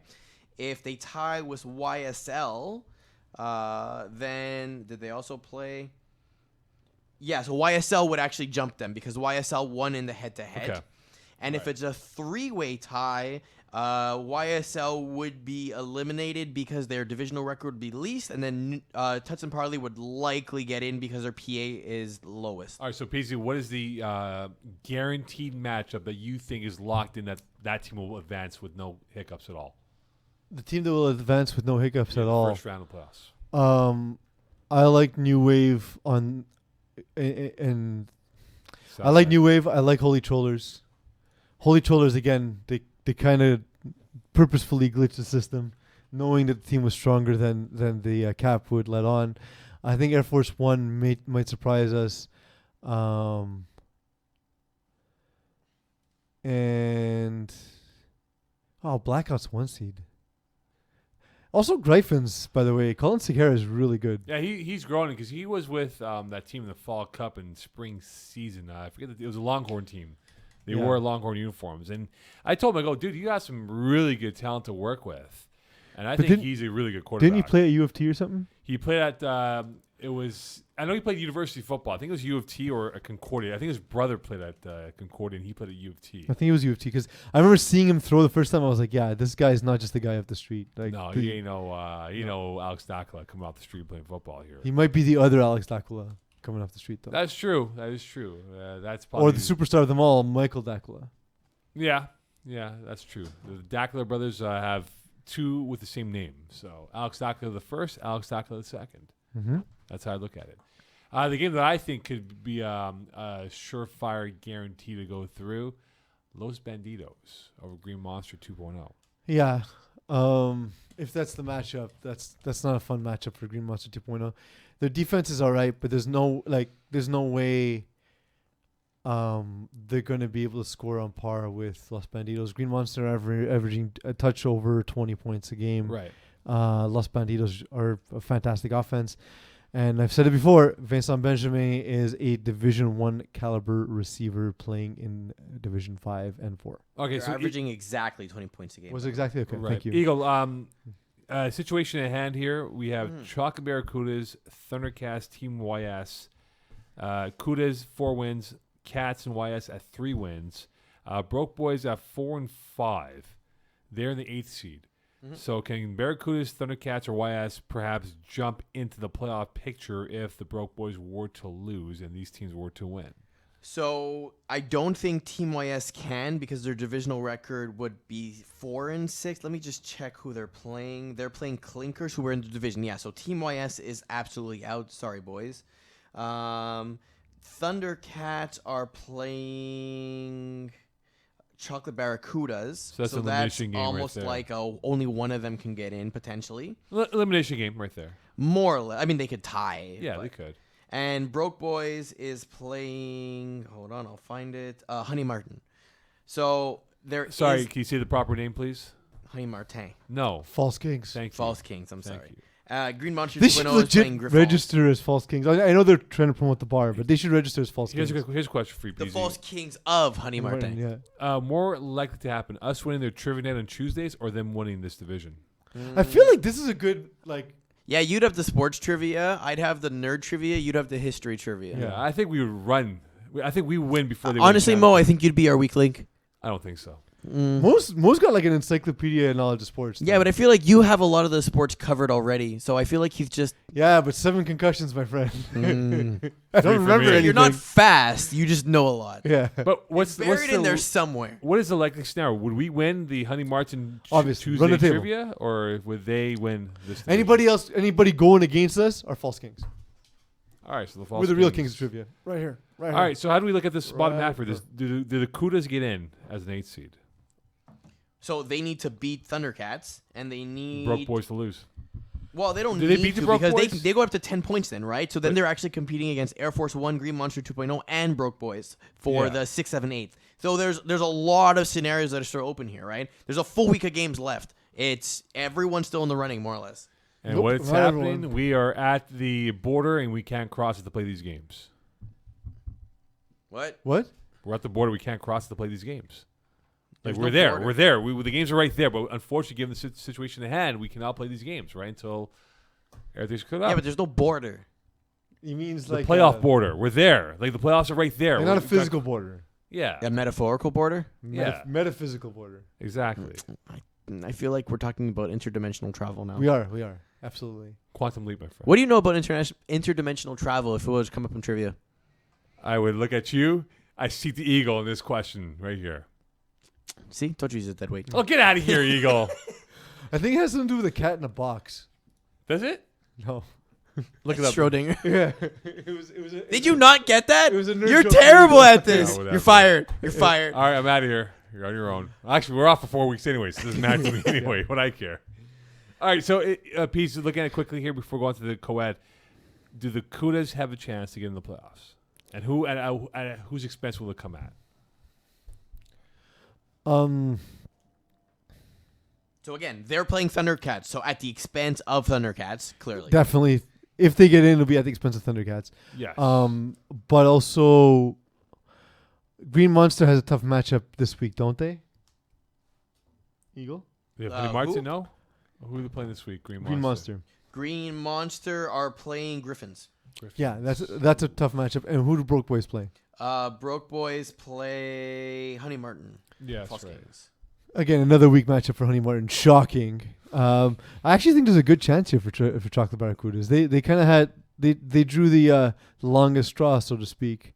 I think what we'll see, Mo, is we'll see Chocolate Barracudas jump in, Green Monster hold serve, and Broke Boys fall out.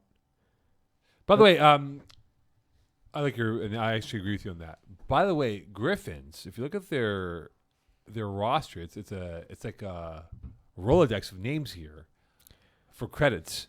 How many guys are eligible for playoffs? I counted 6 quickly. 1, 2, 3, 4, 5, 6. Yeah, but they have a week left, so Okay, they right, have yeah, 1, 2, 3 more players that could potentially make it. Right, so they better get their guys Seriously. eligible here, right? Because you know how it happens, right? And the worst thing, and I cannot stand it, when we hit round 1 in the playoffs, we're, oh man, I only have 5 guys because we didn't get them eligible. Like, dude, get your team eligible, man. It's playoffs, brother. You might make a run. All right, let's go with the co-ed. Well, let's do a quick little recap here for anyone who may not have tuned in. Oh, yes. So as we broke it about an hour and a half ago. Aren't you a radio guy? Don't you do this like Yes, every but 3 minutes? Listen, this is not like breaking news now. It's like rolling It's news. literally breaking news. It's not. We've been on air for an hour and a half. It's but just people rolling tune news in. now. Rolling news. So anyway, so the news is that the FPF is on hiatus Does after he tonight's understand game. how breaking news works? It does, but we broke the news an hour and a half ago.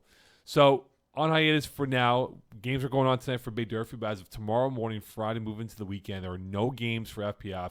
And so we'll be on the hold until the situation is cleared up, and I would imagine the FPF will have some sort of course of action planned out in the foreseeable future about what will happen with these games. I don't know. Neither does Peeze or Eagle.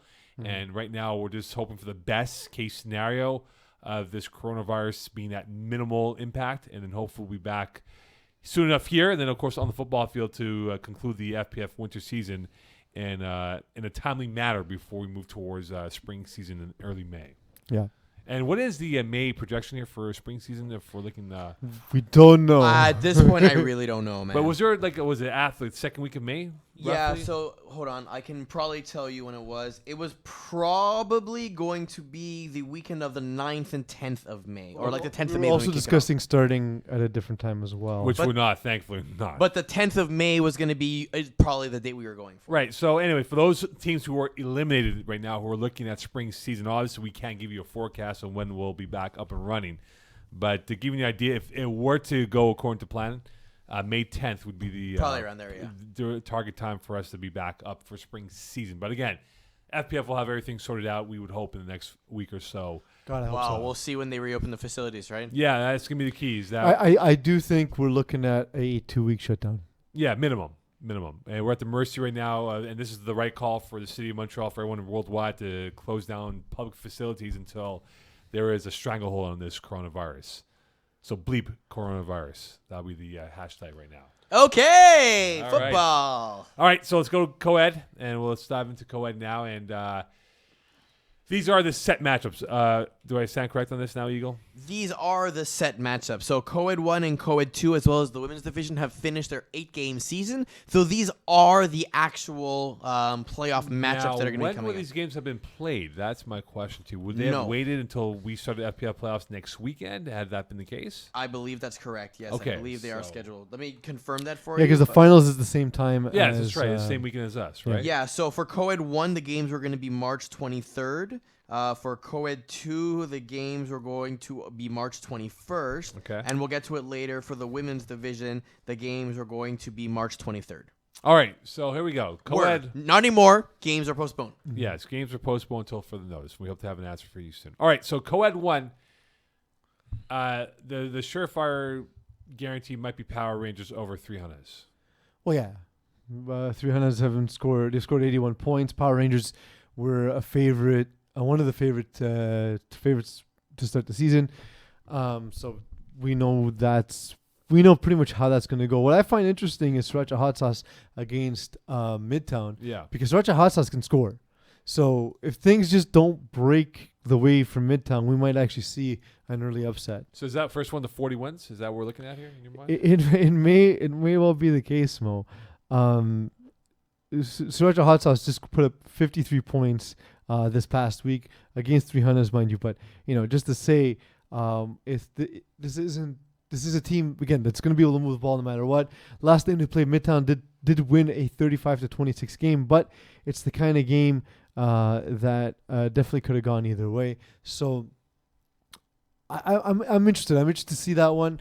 Other than that, the next potential upset, although 5 versus 4 is hardly an upset. Third Down for What's been kind of underperforming all season, and they get Party Mix, who kind of sort of the break of like the top performing teams and the underperforming teams is right there.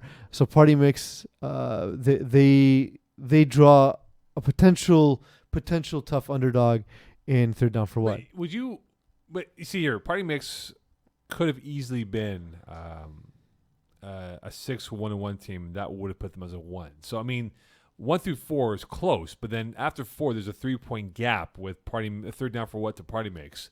So do we have a separation of the contenders from the pretenders in your mind, Peeze?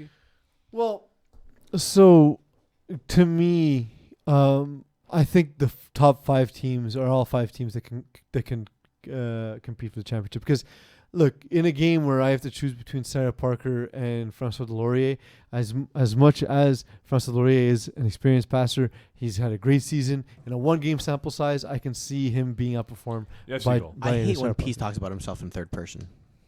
Because I am Francois Delorier. Yes. You don't get it? To be fair, it's a reference from like 4 years ago. Yeah, I'm trying to think. Where's the connection with Delorier and Peeze? He wasn't there one year. The team didn't send anybody for the press conference. Oh, right. So I interviewed myself as Francois Delorier, where the answer to every question was, I am Francois Delorier. Right, I remember that now. That was at the press conference, right? Spring Yeah, season. it turns out a lot of people didn't like that, especially people on Francois Delorier's team. Why? Why were they so peeved off? Oh, next for? time show up to your shit. Jesus. Oh, hold on here. So you're gonna be peeved off at Peeze for being Francois Delorier. Yeah. What do you want him to do? Not be Francois Delorier? And I be someone can't. else? I can only be myself, Mo. I can only be myself. Party mix, man. That's why you guys. That's why I don't like party mix. Do you like the party mix chips? Under certain influences, yes. I think it's hit or miss with me. Okay. Ringolos, I like to have more Ringolos than the party mix chips. I'm a pretzel guy. In fact, I would just eat a pretzel instead. But I love reaching in there. What I like to do is I like to pick out the pretzels, and then my wife wonders why there's no pretzels in the bag. Pretzels are okay. I don't Love mind pretzels. Love me some. Do you like pretzels. the hot pretzels of the ballpark? Oh, even you know? better. That's the With- best with mustard? type of pretzel. What? With mustard? I never had it with mustard. I like it Yeah. with hot mustard. But is it good with mustard? I It's don't know. delicious with mustard. It becomes just a vehicle to get mustard into your face. I'm a big mustard guy. As you Well, guys then how do know. you not do that? But I never had it with mustard though. I never It's thought it. delicious. Like I know they offered mustard packets with it, but I'm like, why? Like I never understood. Oh, it's delicious. It's delicious. What? Really? I never had the pretzel. Growing up on like football You Sundays. literally grew up on sports and stadiums and pretzels, I sure hope. And No, you I never had had mustard? with pretzels. No. Yeah. That's the way to have them, though. I never thought. Eagle, like, put it on the poll. And you think he's gonna be good for trivia? Of course, can't even figure out what to do with the condiment they give you for the food. Listen, Eagle, can you do me a favor, please? Can you look in Brossard? What is the closest pretzel store to us in Brossard? We gotta know. There's probably a Mitzer pretzel in Descent. Growing up, when I would have friends over to watch football on Sundays, my mom would make soft Really? pretzels.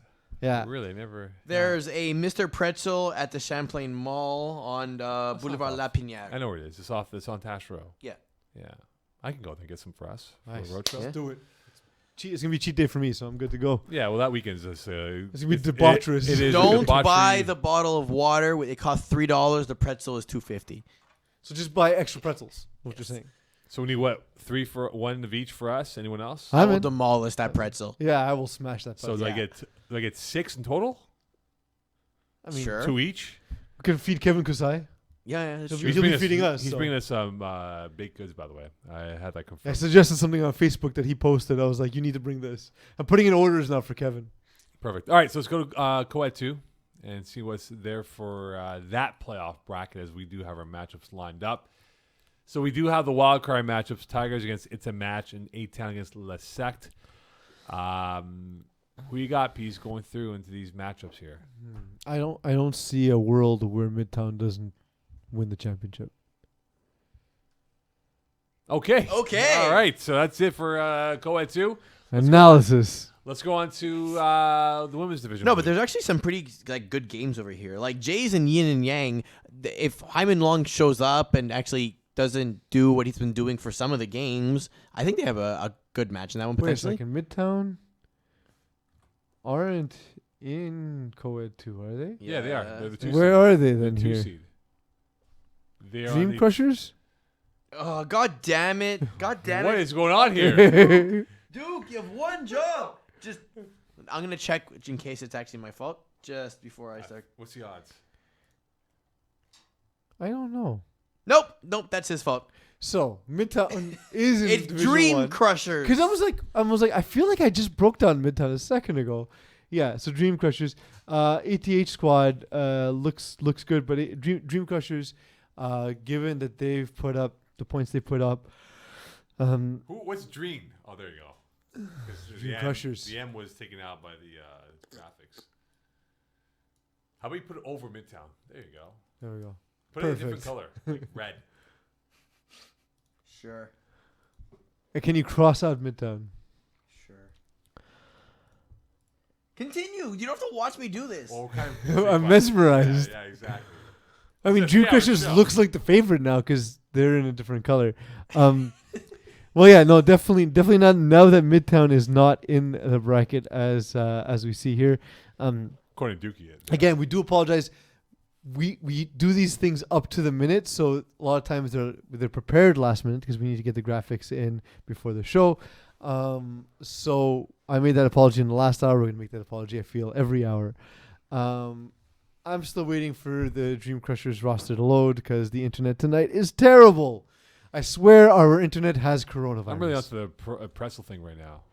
My mouth has been watering. I've had a Pavlovian reaction ever since you Yeah, mentioned man, it. That pretzel thing might look good right now.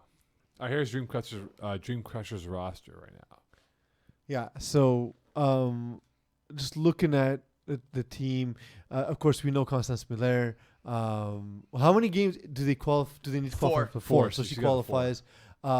Edward Saint Arnaud, of course, familiar name to us as well. It's gonna be a very strong team. It's just a shame Marie-Lou Bellan was only able to get the one game in because otherwise I think that would really, really put them over the top. But I'm excited to see them moving forward. I'm always excited by teams that score the points, that put up as many points as they do. So when you look here, you see Hugo Lacroix has put up 10 touchdowns. Guillaume Labelle has put up 10. So it's a team that's fairly multifaceted. They have other than that, they have 3 receivers after that with 3 touchdowns or more. So they can score from a variety of places on the field, a variety of positions. I think that makes them different. I think that makes them a very difficult matchup. All right, if we go back to the bracket again one more time before we move on here to women's. And I think to note, Clara Baudouin has completed 71.1% of her passes during the season. that's very impressive. Yeah. That's not the easiest task to do in Not at that all. level of football. So, any potential upsets? Jays have looked better second half of the season. I don't like the matchup against Yin and Yang, but if Haiming Long plays the flawless game that we know he's capable of, that might be the case. What about the wild card It's a teams? match. It's a match. Yeah. If they win a wild card game, they'd be matched up against probably Athletics. a squad. Eagle, can they Dream can they end up Crushers, yeah. facing Dream Crushers? Yeah, they could. Yeah, Yeah, they So- can. So it's the so yeah. 7, 8, and I don't- 9 can potentially end up playing the Dream Crushers. The only person who can to be Tigers. So we know how good its match is. They're one of the original teams from FPF Coed, but Alexis Labonte, I don't know if he'll be able to put up points to the same level that we've seen Dream Crushers and Athlete Squad do throughout the season. On to women's, and we do have our playoff matchups locked in. I've just, again, received an update on this that, because of course, some people who run this league decide to not tell us certain pieces of information. So there's been a change to our playoff structure for women's. Not updated on the website, not communicated. It changed like 3 days ago, so Okay. it's still new. So essentially, if we take a look at the division itself, because let's have that, it's going to be a lot easier to walk through. There's 6 teams in the women's division. Right now, there's a large discrepancy between the top 3 and the bottom 3. So what has been decided is that the playoffs will be divided into 2 separate playoffs. 1 to 3 will play in an upper tier, and 4 to 6 will play in a bottom tier. 1 and 4 get buys. 2, 3, and 5, 6 play each other. The winner plays the bye seed for the finals. So there's 2 women's finals now. So that means that adds more to our workload Correct. for roadshow, whenever that might be. That is correct. Can we get a Alright. breakdown of how many roadshows, how many finals we have now for the roadshow? I counted 13 on my last count, so My probably 14 God. now. So what are we doing here? Wait, We're- 1, 2, We're living there. 3, 4A, 4B, 5A, 5B, 6, 6D, co-ed 1, co-ed 2. Now we have women's Can 1. we just rent a women's house? 2, we're at 13. Can we just 35 plus with another one. We're at 13. Can we Are just we- rent a house in Brossard for the weekend at Yeah, that point? seriously. Because Can we get a hotel? Honestly, it's not a bad idea. yeah, No joke. Like, we need to get a hotel because this is like It's a Well- full production. well, This is- because yeah. slavery. because Eagle and I often get there about 4 hours before, Yeah. right, to At do the least. setup, and we need to do that twice. yeah. What is the first final for roadshow? Is it 1 o'clock? Well, granted, we don't really know at this point because, you know, the whole thing. Yeah. But it's Saturday, 3 o'clock. So we're there What? at like 10:30, 11. And we're going out for post-game meets, right? Day 1 and Yeah. day 2. Are we Yeah, not? 100%. Yeah. And there's 6 games on the Saturday, and right now there's 6 games on the Sunday, but that's going to end up being 7 games. And that game's at 2 o'clock, the earliest one. So it'll likely end up being a game at 2. Yeah. God. So what happens now to our bet? Because we initially had the idea that all of our teams would be in the playoffs. all I know is Hunts and Girls may walk over the championship yet. Yeah, hold on here, Eagle. There What we the- go! Eagle, no. Eagle, Peeze is what's champion? Eagle? How do we break this down here? Because we were in the pole position for us to be fed by Peeze at Duns. on the Sunday. Okay. So the second caliber or second tier are just going to play a finals on March 30th. It's not going to be at the roadshow. So it's only the top 3 teams that are playing in the actual finals. Hunts and Girls. It's like a go get it relegation for me. final, let's call it. Go get it for me. I'm basically a genius. So hold on, Eagle. If he wins Peeze, Then, Like, he's not winning. He's winning the relegation tier, not the actual tier. but hey, we said championship. no, we said regular season, did we not? No, championship. Yeah, because I win the regular season. Then you're all screwed. Oh, right. No, it's true. So, oh man. this So is- so if I win it, let's say I win a championship, and let's say Eagle wins a championship, you need to buy no, both. that's not true. What No, do you no, mean? no, no. That's not. No, What do you that's, mean? The bet was that the loser has to buy a dinner for the championship winners. no championship winner. Winners. There's And- 2 championship winners. No, it's winner. potentially. It's singular. And 100 Girls beat the Spartiat 9-6 in week 4, and then Spartiat beat 100 Girls 18-13 in week I am 9. jacking Rob's credit card for this. Man. Boys bleat, man. Yeah. So this is I mean, granted, rookies can with the upset. Who knows? Doubtful. Oh my Doubtful. god. Okay, so let's get to the playoff bracket. Now, like this is completely like a mess. Well, like I This said, is so a chemical mess. Now that I know this, thanks, Rob. Fleur de Lis is playing District. Okay. this is a complete. That's a good game. This is this is gonna be a heavyweight fight, which shouldn't be the case at this moment. This is a complete horse bleep. Fleur de Lis may not advance, Mo. This is horse bleep, man. Oh, I'm so happy. Thank you, Rob. Rob. Rob, the who is he? The Rob Manfred of commissioners just literally bleeped Eagle and I from a free dinner from Peeze. I want to now still get married again just so that Rob can be my best man. So Fleur de Lis District. Who's winning that game? Best defense. Mo, it's going to be a short. It's going to be a short, painless death for you. I know Fleur de Lis' defense has been great, but I believe in District. District is a team, of course, led by Sandrine Goulhuot. She has, by the way, Mo, a 5-to-1 touchdown interception ratio. One of Best the defense. Defense always wins. I mean, not an FPF. Offense always wins an FPF. So give me the offense. Give me the high-flying offensive District. When they You know the high flying offense is Fleur de Lis. when they right? last played, District beat Fleur de Lis 27-25. Oh, by 2 points. It wasn't high scoring. Just saying, well, they scored 27 points It on the doesn't best matter. defense. No. They scored a third of the points allowed by Fleur de Lis in this whoa. one game. One game. That's all it is. That one game, they scored a third of the points allowed for Fleur de Lis. I don't like this matchup for you at all, Mo. Mo, you're buying so much smoked meat from me. Bleep you. I'm gonna call Duns in advance and ask them to create some off the menu items for me, like Check out the Peeze. a double down sandwich where the rye bread is covered in bacon and deep fried, Oh my god. and then just stuff as much roast beef in as much smoked meat in there as possible.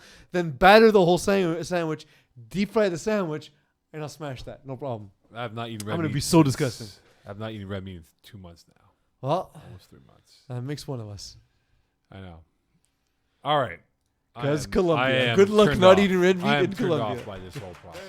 Check it. What's up next, Eags? We have Division 1, Division 2, Division 4A and B, and an update on 35 Plus, who are already in playoffs tonight.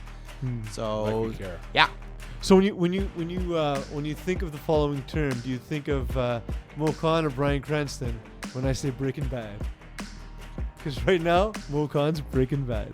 yeah, you're pretty bad at this moment. All right. A reminder. Breaking news that happened 2 hours ago that we put the story. FBF, after tonight's games in Baie-D'Urfé, we're on hold until further notice due to the coronavirus that has impacted everything. Real life, recreational life, professional sports life as well. We'll have more for you in hour number 3, which will include what, Eagle? I just said it. 1, 2, 4, and 35 Plus. Thank you very much. 1, 2, 4.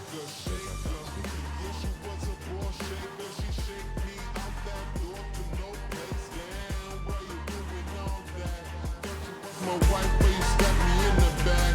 Something like a rose when we came out there. We settled facts like Da Vinci. I'm breaking codes, I'm breaking backs. Come on, get your ass up if you're slipping. Put another smile like it was the last Christmas. Hey.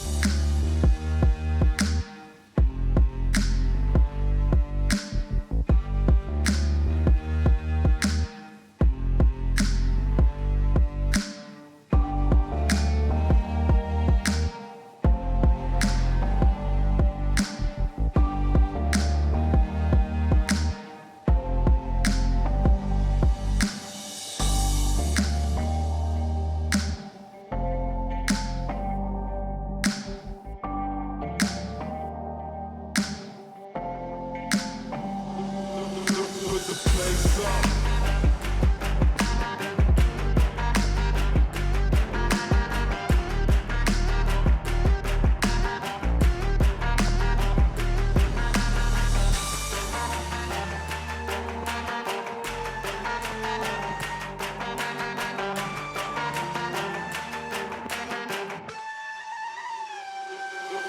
Put the place up. Yeah, we know what we made of. Can't get enough of you, boo. I'm a chaser. Face up.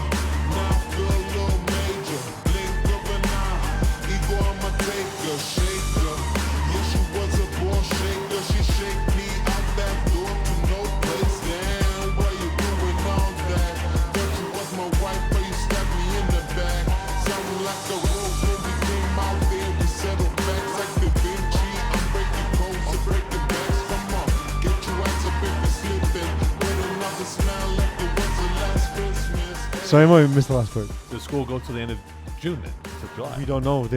I don't know because when it was the ice storm, they extended school by a week. But I don't know Did what they will really? I happen. don't remember. If they did. It was about a week, yeah. Welcome back, Hour 3. It is Peeze, Eagle, and I. Breaking news, of course, for those who are just tuned into Hour 3. As of after tonight's games at Bay Durfee, we will not have any games for FPF for the moment due to the coronavirus outbreak. So this weekend's games, which were week 11, which were the last 2 days of action, are on hold until we have things figured out. So FPF will update everyone as soon as possible with the course of action. But again, this might be who knows how long. Yeah, playoffs too, same thing. Roadshow finals, same thing. So as soon as we have more information, we'll let you know. I'm just inhaling the sugar. Okay, so we got some You realize lovely- it's an airborne virus, right? So the first thing you shouldn't do when you look at something is take a big deep breath. Oh, but it was sealed before I brought it Exactly. Was it? So was. we You broke the seal. Peasy was in Colombia. back. You produced it open. Peasy was in Colombia, and he brought some nice But he desserts didn't know for that. us. So we're gonna try some desserts now, Eagle and I, and I'm gonna try this one over here. This looks pretty cool. Was Don't that know air what in they are. Colombia first? Sorry? Was that air in Colombia? Yeah, Colombian air. It's the best kind. Very good.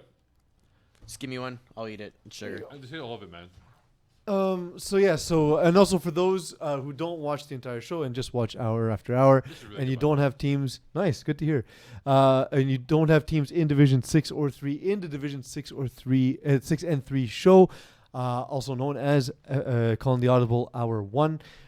We actually spoke to a doctor, Dr. Michael Dakula, Dr. Eagle, about the coronavirus and the dangers and the spread of the virus Yeah. as well. So if you want to check that out, some additional content for you on Calling the Audible. Apparently today's show is about learning. Eagle, you went for the one that's balls. I'm gonna eat some balls. Red balls. Red balls, baby. Try Big one red more. balls. Try I mean, one at more least they're not dessert. blue. Try this one over here. Try these pink ones over here.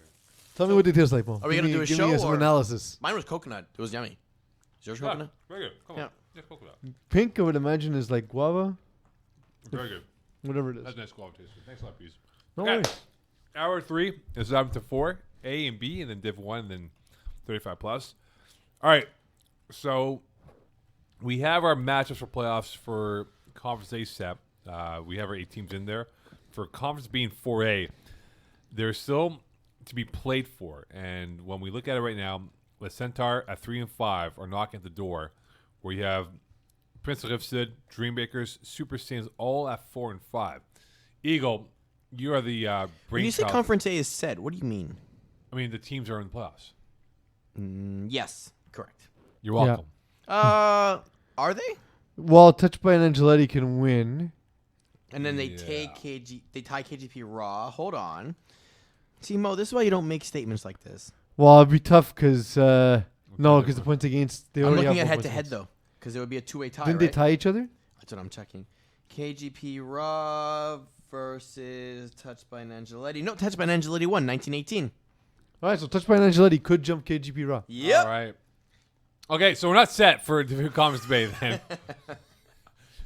How about that? Post to gods. All right, so we're not set for Conference A, but Conference B has a little bit more of a open-ended here because there are 3 teams, Saiyans, Dreammakers, Prince of Rifstead, all at 4 and 5 at the 6, 7, 8 hole. Angeletti's play half the stars, by the way. Right. But then, let's not forget, though, Outlaws and Don't Mess with Texas could fall into that pack of teams at 5 wins if all those teams end up winning. They do lose their game. So, Conference B still moving parts right now. Who will finish where? And Centaur is very much in the mix. Exactly. We'll start with Centaurs. Do they have a chance to get into the playoffs? Yes or no? Well, mathematically they do. As for whether or not it's a realistic chance, they actually have 2 games remaining. So having the extra game in hand really, really plays to their benefit. This is a team that could end up 500. They are actually playing the Tide right now in one of the final games. Can we call before Faizan and ask him what the hell's going on in that Well, game? it's halftime right now. So So, call Faizan, Okay, please. good. It's not Update. even halftime. It's not even 10 yet. Can you call Faizan for us, please? I could, yeah. Thank you. You're welcome. All right. And then next week, Les Centaurs are playing Committed to Excellence Inc. So that's not easy. no, Well, and I think next week, but I mean week 11. Whenever and commit. they have an uphill battle to get into the playoffs. I don't think they're getting there. No, but call Faizan for us, please, if you don't mind, Eagle. After you. What is that? How's that red thing? It's not bad. What is it? It's a little pasty, to be honest. Okay. So it's ball paste. Here, pass the Moe. I'll try it out now. Here's a ball, Mo.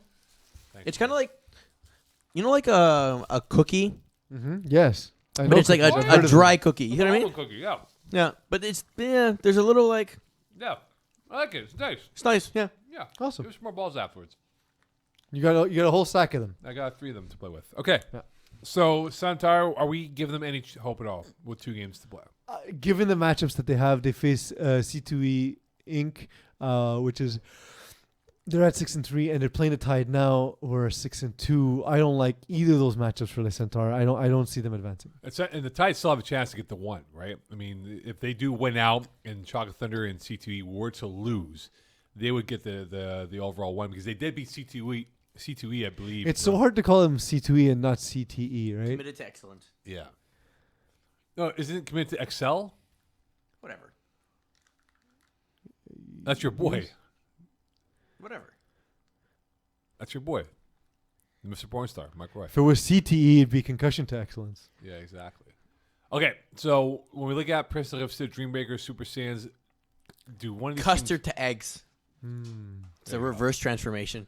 Do you see one of these teams falling out of the playoff bracket, or are we locked in with those teams being in the playoffs? Well, again, just given the fact that Centaurs are likely going to lose both games, I think so. So when we look at the playoff brackets, There's a lot of movement still to go in this one. well, that's it because So yeah, pretty much- the brackets we're looking at mean nothing because they will definitely change. Almost 100%. no team. There's no team. Are there any teams in 4A that have played 10 games? In 4A, yes. So Infantry have 10, Eskimo Eskimo Brothers. Brothers have 10, KTP Ra have 10, LBB. Blur, Branleur have 10. Everyone So else not many though. not many. No, the majority have games to play. So yeah. yeah. But and here are the brackets, up to date brackets. So if the playoffs were today, in a world where we fast forwarded and there was no coronavirus and this was the playoffs, the game that I'm looking at right now is Half Stars against Eskimo Brothers. that's a good game. That is a fun game to be part of. Different styles of play. Completely different, yeah. You have the sleek. You have the whole Kevin Shmuda, who matched up with that guy from Eskimo Brothers. They're more like a sleek car Half Stars, where the Eskimo Brothers are more like a all-terrain car. So I think that would be fun to watch and how that plays out with those 2 teams. I like Conference B 4 versus 5, the battle of the Wild Wild West. Outlaws against West of Texas. I do like that.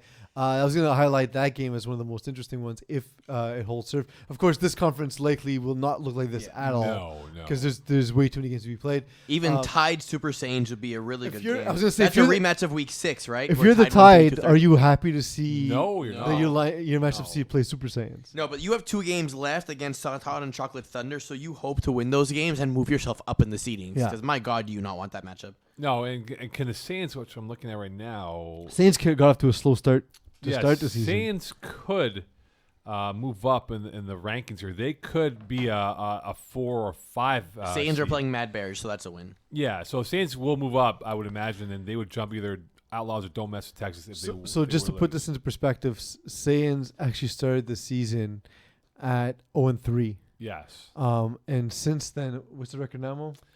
they are now 4-2.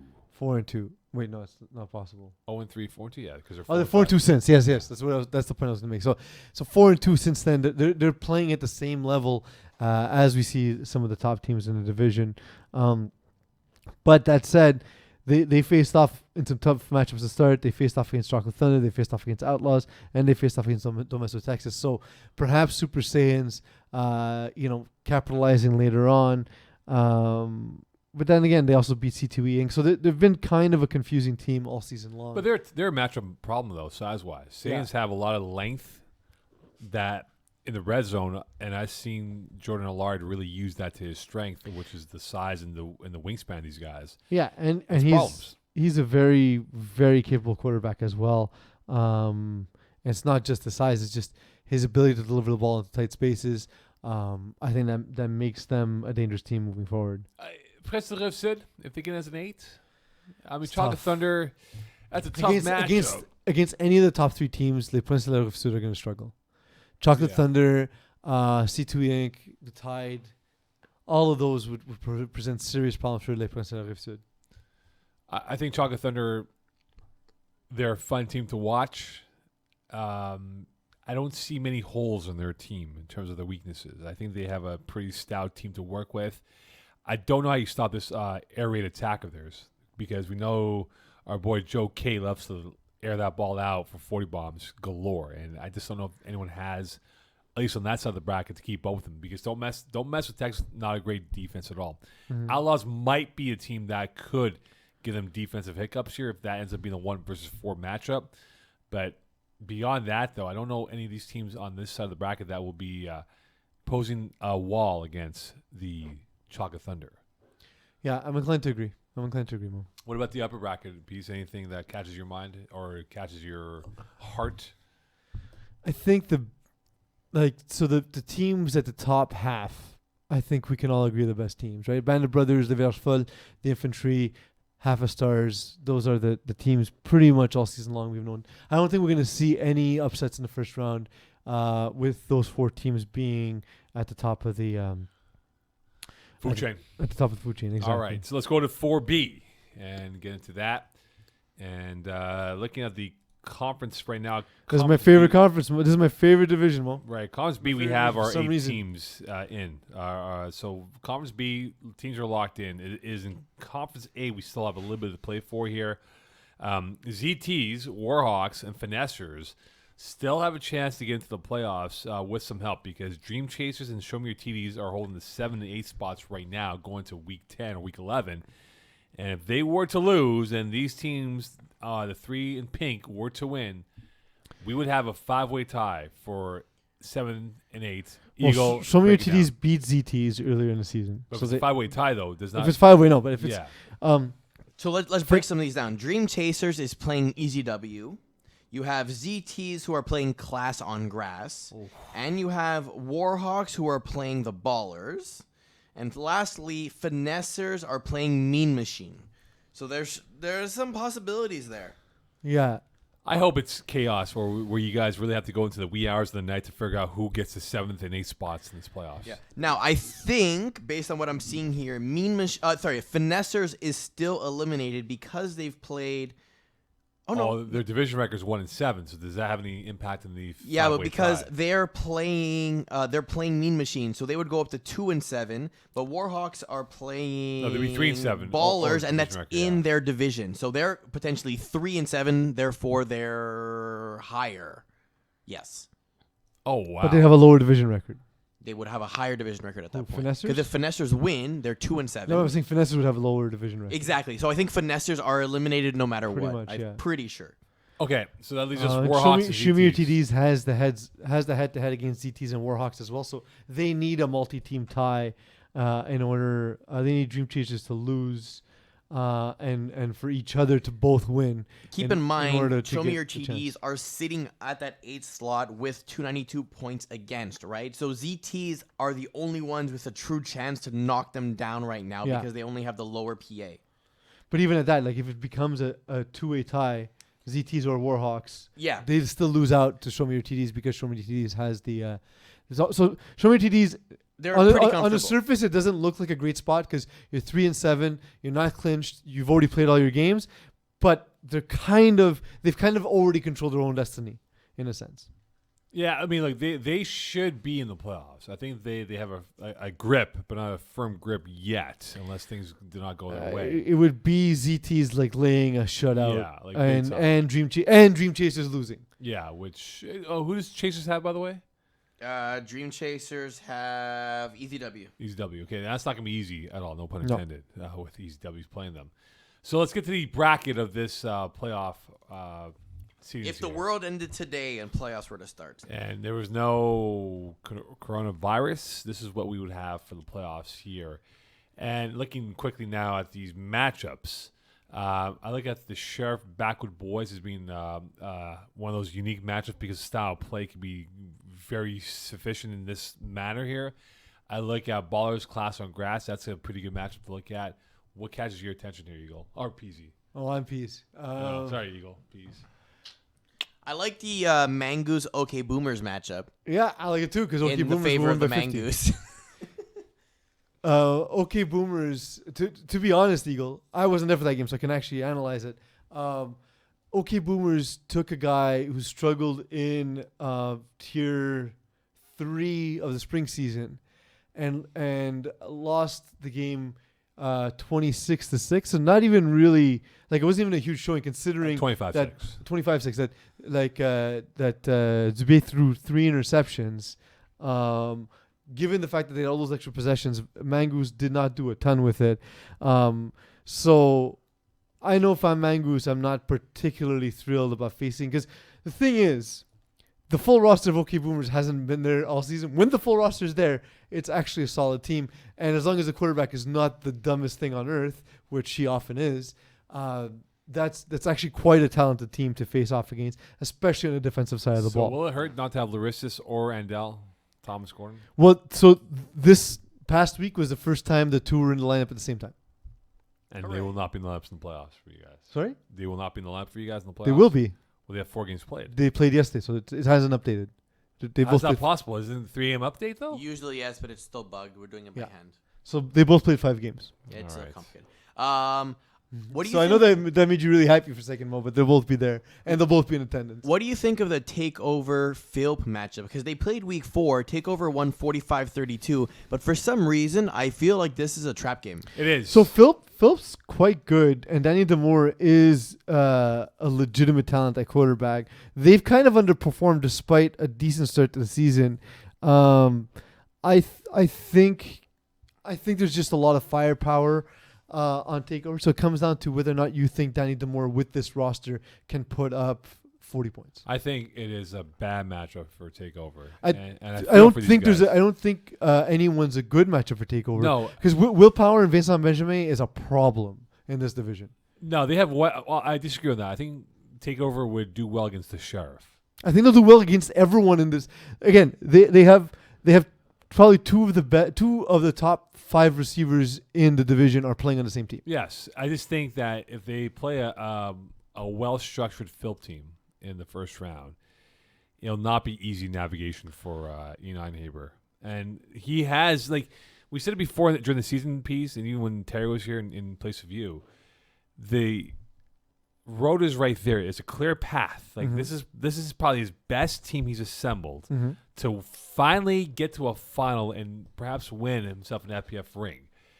And if he doesn't do it now, I don't know when he'll do it as a quarterback with this. In another season. Yeah, but the thing is, he has so many chances though. Like Yeah. he has so many chances.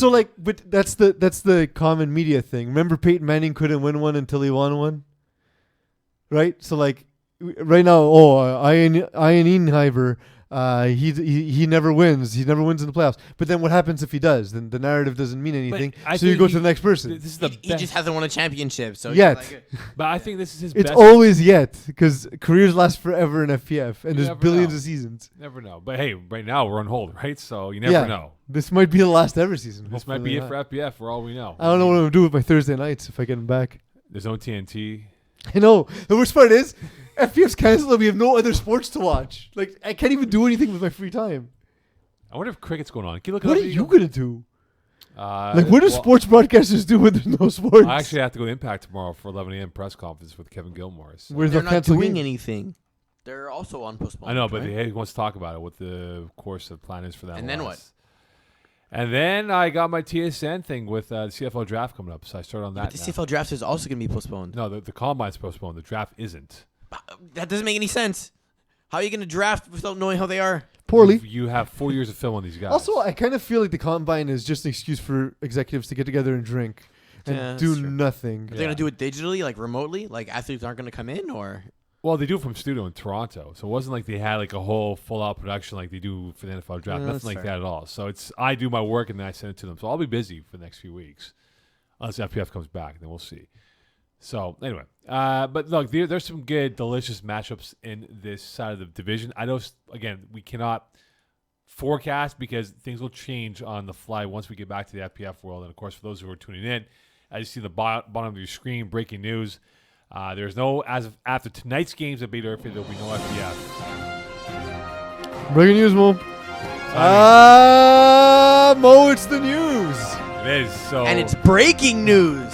At 7:15 p.m. tonight, we received word from FPF Inc. that we will be on hiatus after Thursday's games. Which we only knew because I don't drive myself, right? So because I have the freedom to have all my devices on while I'm being course. driven to the podcast, that's the only reason we knew. And as a result, we unfortunately will not be able to have access to any of the city-owned fields. So that is Papineau, Stade de Montréal, that is, St. Leonard, and St. Laurent, which are city-owned fields. And we initially thought we would have Lachine available, but that too will be on lockdown, as is Brossard, Loyola, and others in between. So right now we are in a holding pattern until FPF will come up with a course of action. Suspending further activities. Yeah, and until things subside, and hopefully things will be at a minimal consequence. It does suck. Obviously, nobody likes canceled games, but It's for the health. it's for the health and Human safety of life. our players, which is Yeah. always our priority. To be Exactly. clear, there's 2 games happening at 10:30 in Bay d'Urfé tonight. What could have been versus Goon Squad and YSL versus Mean Girls. Those games are still going on. So show up to those games. It's a 10:30. And that might be the last games ever in FPF history. It won't. No. I'm just saying, it could be, right? FPF is beating coronavirus. We are winning. FPF Bleep strong, Corona. baby. FPF strong. of course. But jokes aside, though, again, we hope to have a course of action in place soon enough that we can lay out the plans for everybody. I know with April rolling in here, we have the Easter holiday coming up, the Masters included, that Peeze likes to attend. Or my- not. My favorite sporting event every year, But, and I never get to watch it. I was going to be able to watch it this year. And it appears right now we're in a holding pattern. So anyway, Passover and Easter are just around the corner, so we don't know what's going to happen yet, but we hope to have something in place that will minimize any collateral damage of games being played at different times. Favorite Easter food, Eagle? Kid. Okay. Not a child. It's a type of goat. Okay. That's It's like the lamb, much more but of the comfortable. goat first. I like we do some rabbit too. Oh, We rabbit's do good. lamb and rabbit and chicken and the pork. Cadbury Yeah, Rabbit? we do lamb and kid. What? The Cadbury Rabbit? Yeah. Actually, I have I don't really eat sweets, right, Mo? Yeah. And like when I do eat chocolate occasionally, usually it's like super dark chocolate because I'm pretty bitter as a person, so I'd like to keep it that way. Right. I call it the Omar diet. But when Easter rolls around, I do have a soft spot for those Cadbury eggs, so I always get myself one Cadbury The egg. Cadbury cream eggs? Yeah. Oh, so they used to be so good, and now I don't like them anymore. It's you who changed, you know that, right? No, I think they changed No, the formula. it's you getting older. No, it used to be Your taste- creamier. Now I found out it's too sugary. Sugar is how you get the cream. No, what I mean is it used to be almost like a viscous type of sugar, whereas now I find it's kind of like firm, and I I think can you're just misremembering it, and your taste change as you get maybe. older. I man. still eat devour a bag of mini eggs, like Mini not like eggs the are little great. Mini bag, eggs too. I like will the smash. family bag Yeah. is mine. I've seen you do it. Yeah. It's terrifying. Yeah, it's we're gonna do your diabetes at some point next week. Yeah, or we so. still- Yeah, week 3.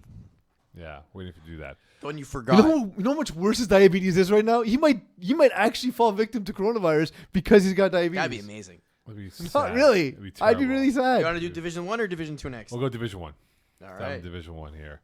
So Division 1, we have our playoff matchup set. It's pretty simple. we? Yeah, pretty much. Do we not? Yeah, we have it set, pretty much. It's like today, there was an official statement from the NHL in an article about the season being canceled, and then the article starts off with, well, there hasn't been any official announcement. I'm like, do you understand the word official? It's an announcement of a non-official announcement. Okay, so God Skills is not technically eliminated yet. That is No. correct. They are playing Braves, I think. Wait, how does the amount of games played don't make sense? Yes, it does, because Braves has 2 games next week. yeah, and they play STL and they play God Skills. Oh, I see. That's weird. That's really weird. Yeah, there was some switch in the game schedule at one point. I don't So it understand. doesn't matter because Braves will win both games, and then it's pretty much set. To your point, Braves- Mo, Probably, It's but pretty there's much a set. chance. Braves winning one of two. They are your 1 seed for the playoffs, pretty much. I think they're gonna win both games. Yeah, I think so. All right, so if it goes to serve here, so finals will be your 4 seed. Flagmore Sac still in the holding pattern of maybe being a 5. We'll see. So what we have here is a 4 versus 5 DH finals against Flagmore Sac. And That's an insane first round matchup. but is it the same cast of characters though that make it an insane matchup though? I mean, for Flagmore Sac, it largely is. DA finest, it's been what's slowly been becoming the finest. It's like Can Can we start calling them? Yeah, they're all rightist. We could do that. It's sort of. Montreal's okays. It's so. What's like a long running show? Like a long Law and Doctor Order? Who. Like Law and Order, right? Law and Order, sure. It's like the when you- CSI Miami. yeah, there you go. Great example. CSI Miami had that sex appeal, right? So then you're saying that Kevin Wyeth is the Horatio Kane? perhaps yes, but towards the end of its show's time, it became very stale, and that's what has happened with the Finest, that they become a stale cast of characters. But when you look at their games against Flagmore Sac this past season, Finest won 39-38 over them, and Finest won 32-6. But we look at. Thank you. We have a problem. Let's go. All we're missing is a stupid pun. Yeah. Always before the credits rolled in for the opening intro. So I look at Finest, look at Flagmore Sac. It's not going to be an easy game for the Finest. It's officially canceled, the PGA Tour. Players' Championship's been canceled. Oh, do we have this on? Oh, the Player do we get- Championship. Yeah, but they're going to cancel the Masters. Yeah. Hey. And Hey. Sophie Trudeau has been tested positive, and the PM does not have symptoms but will be quarantined or isolated. Yeah. Hooray. So what were we saying, Mo, as I got sad? Flagmore Sac. Yeah. What about them? What's your question? It's over. Okay, we end the show now. Peasy's finished. You took golf away from me, okay? My one true love. Don't listen to the show, Natalia. I know you're But already golf in bed. is one of those sports where there's more human connection of fans, right? I mean, you're literally trying to hover to one hole to watch someone put it in for the 18th win. That's why that I would imagine they're going to cancel because of the galleries. They have them, man. The galleries be too. Sorry, what was your question about Flagmore Sac? Well, TBC this weekend, no? What? TBC is this weekend, no? The Players' Just Championship. cancel it. Yeah, just cancel. Yeah. It's no longer this weekend. No. Okay, so Finest Flagmore Sac. We're going to have no sports to watch. It's terrible. We're going to play a lot of games. Yeah. We can hang out, guys. No, we're supposed to be isolated It's a good True. point. We Yeah, can't it's even hang out. digitally on video games. Yeah, that's the only way. We'll start our WhatsApp group here. Finest Flagmore Sac. Not an easy road for the Finest to get over Flagmore Sac. I just don't ever like you see this field and you see STL making the jump to Division 1. You see DA Finest not being we didn't expect them to be dominant this season. We saw God Skills, of course. We expected them to be towards the bottom of the table, and you would expect, given that Flagmore Sac would be one of the top 3 teams, and it hasn't been the case. So, and it tends to always come down to the fact that Flagmore Sac show complete and utter disregard for playing defense. And There's no term called defense in their vocabulary. no, they don't care. They don't care. They just want to get on the field and score more points. And it's the best kind of football to watch. But it comes. It's going to be whether or not DA's Finest can actually make a couple of stops, because we know Kevin Wyeth can score on pace with anybody, almost regardless who's on the roster. So I think this might actually work out for DA's Finest. But then I feel like we've said it all season long. You can't sit with us and Braves, who are one class above the rest of the teams. Don't forget, You Can't Sit With Us took 2 losses with Vinny Galano at quarterback. Braves took a loss without Jonathan Maheu. So the records even look closer than they should be. But when you look at Wise had some up and down games. I mean, look, he was 46% against STL, 52% against STL, 51% against God Skills, and then he's had his 91% against God Skills and 83% against Yuxu. So he's had his ups and downs, but I think it's gonna be matchup dependent. And yes, he'll throw for a lot of yards against Flagmore Sac. Pass my pen. Here you go. Get your pen back. You're welcome.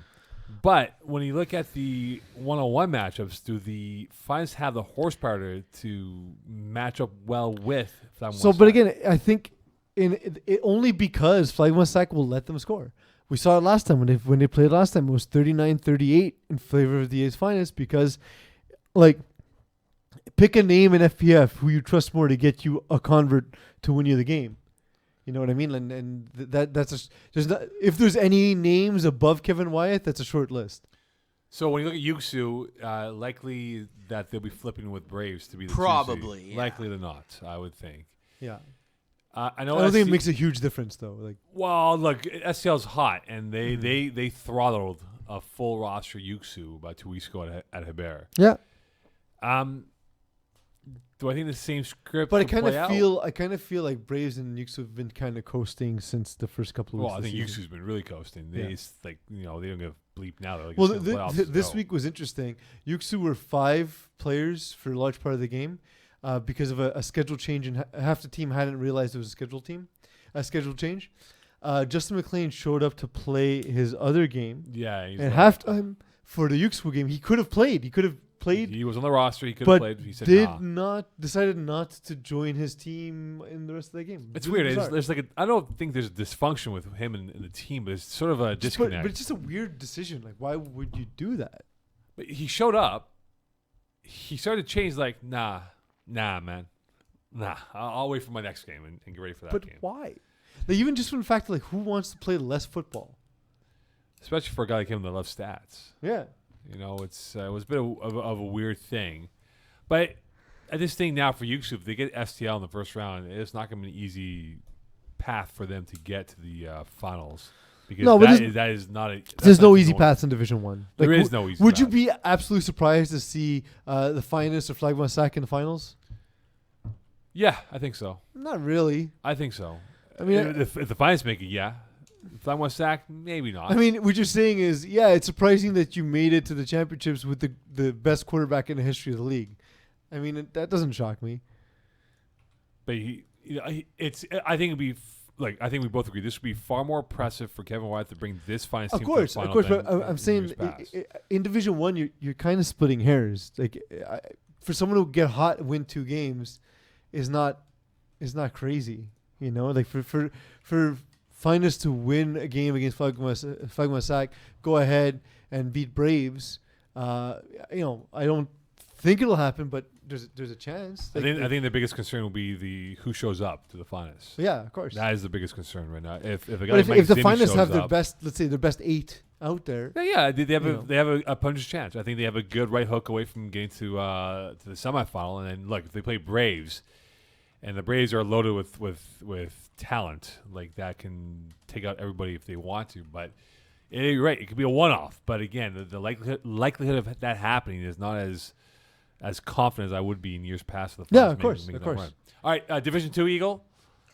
So this is almost set, and I say almost because there's still a few games. I think literally 2 games left in this one. So, and they are relevant in terms of what can actually happen in the playoff breakdown here. Yeah, so I cannot believe this guy's gonna make the playoffs. Killer Bees is playing Terror Squad, and Lightweight is playing Les Stud. So there's still some potential shifting in the bottom brackets there. it's doubtful. I got to say, mea culpa, I didn't think Lightweight would win a game. They won 2 while I left for South America. So maybe that's the key to see most success is me not being in the country. Yeah, but so this is the funny part, right?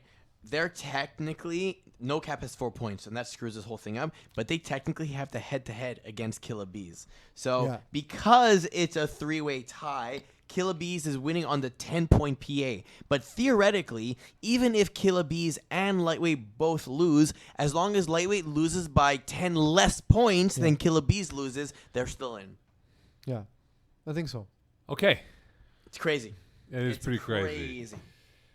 BYOB, are we buying them as a 2C? Like, Yeah, are man. we all in? I'm Because they all- got bad boys. All in on BYOB. They got I'm bad all in boys, on. though. I don't care. I'm all in on BYOB. I'm a Are huge you fan. going on record that they're going to the finals? Yeah. That was a not confident. Yeah, that was like, Well, yeah, I'll because take I can that. see Listad getting there. I can see Taco Tuesday getting. Well, It's like you're looking at the menu at a restaurant Ish. with your wife, and you're like, okay, I'll take that. It wasn't a confident yes. yeah. You see, that's what I'm saying. Like, it's like Well, because yeah, the thing is, they've scored a ridiculous amount of points. yeah, 354. Matt Renee has looked absolutely amazing. I'm a huge fan. Like, you just paint me gray because I'm a BYOB fan. I realize it's the color of half the teams in the division, but whatever. Oh yeah, that's a convincing. To yeah by me, the best, like similarly to what we've seen in Division 1, there's two teams that have really impressed in Division 2, and that's #NR and BYOB. As for will anyone beat, the reason why I'm saying I can see BYOB in the finals is because the only time they'll ever have to play #NR is in the finals. Yes, that's right. So for that reason, I can actually see a BYOB #NR final. Are we discounting underachievers? Because A little they bit. got a tough matchup against studs. A little bit, but that's what I'm saying. Like, I can see Les Studs. Like, underachievers would have to beat Les Studs and likely BYOB to then go on and face, a team like #NR or Terror Squad, Taco Tuesday.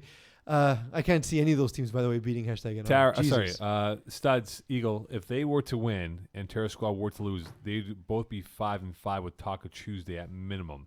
Yep. Who would get what in the 4, 5, and 6? Well, Terror Squad would be 6-4.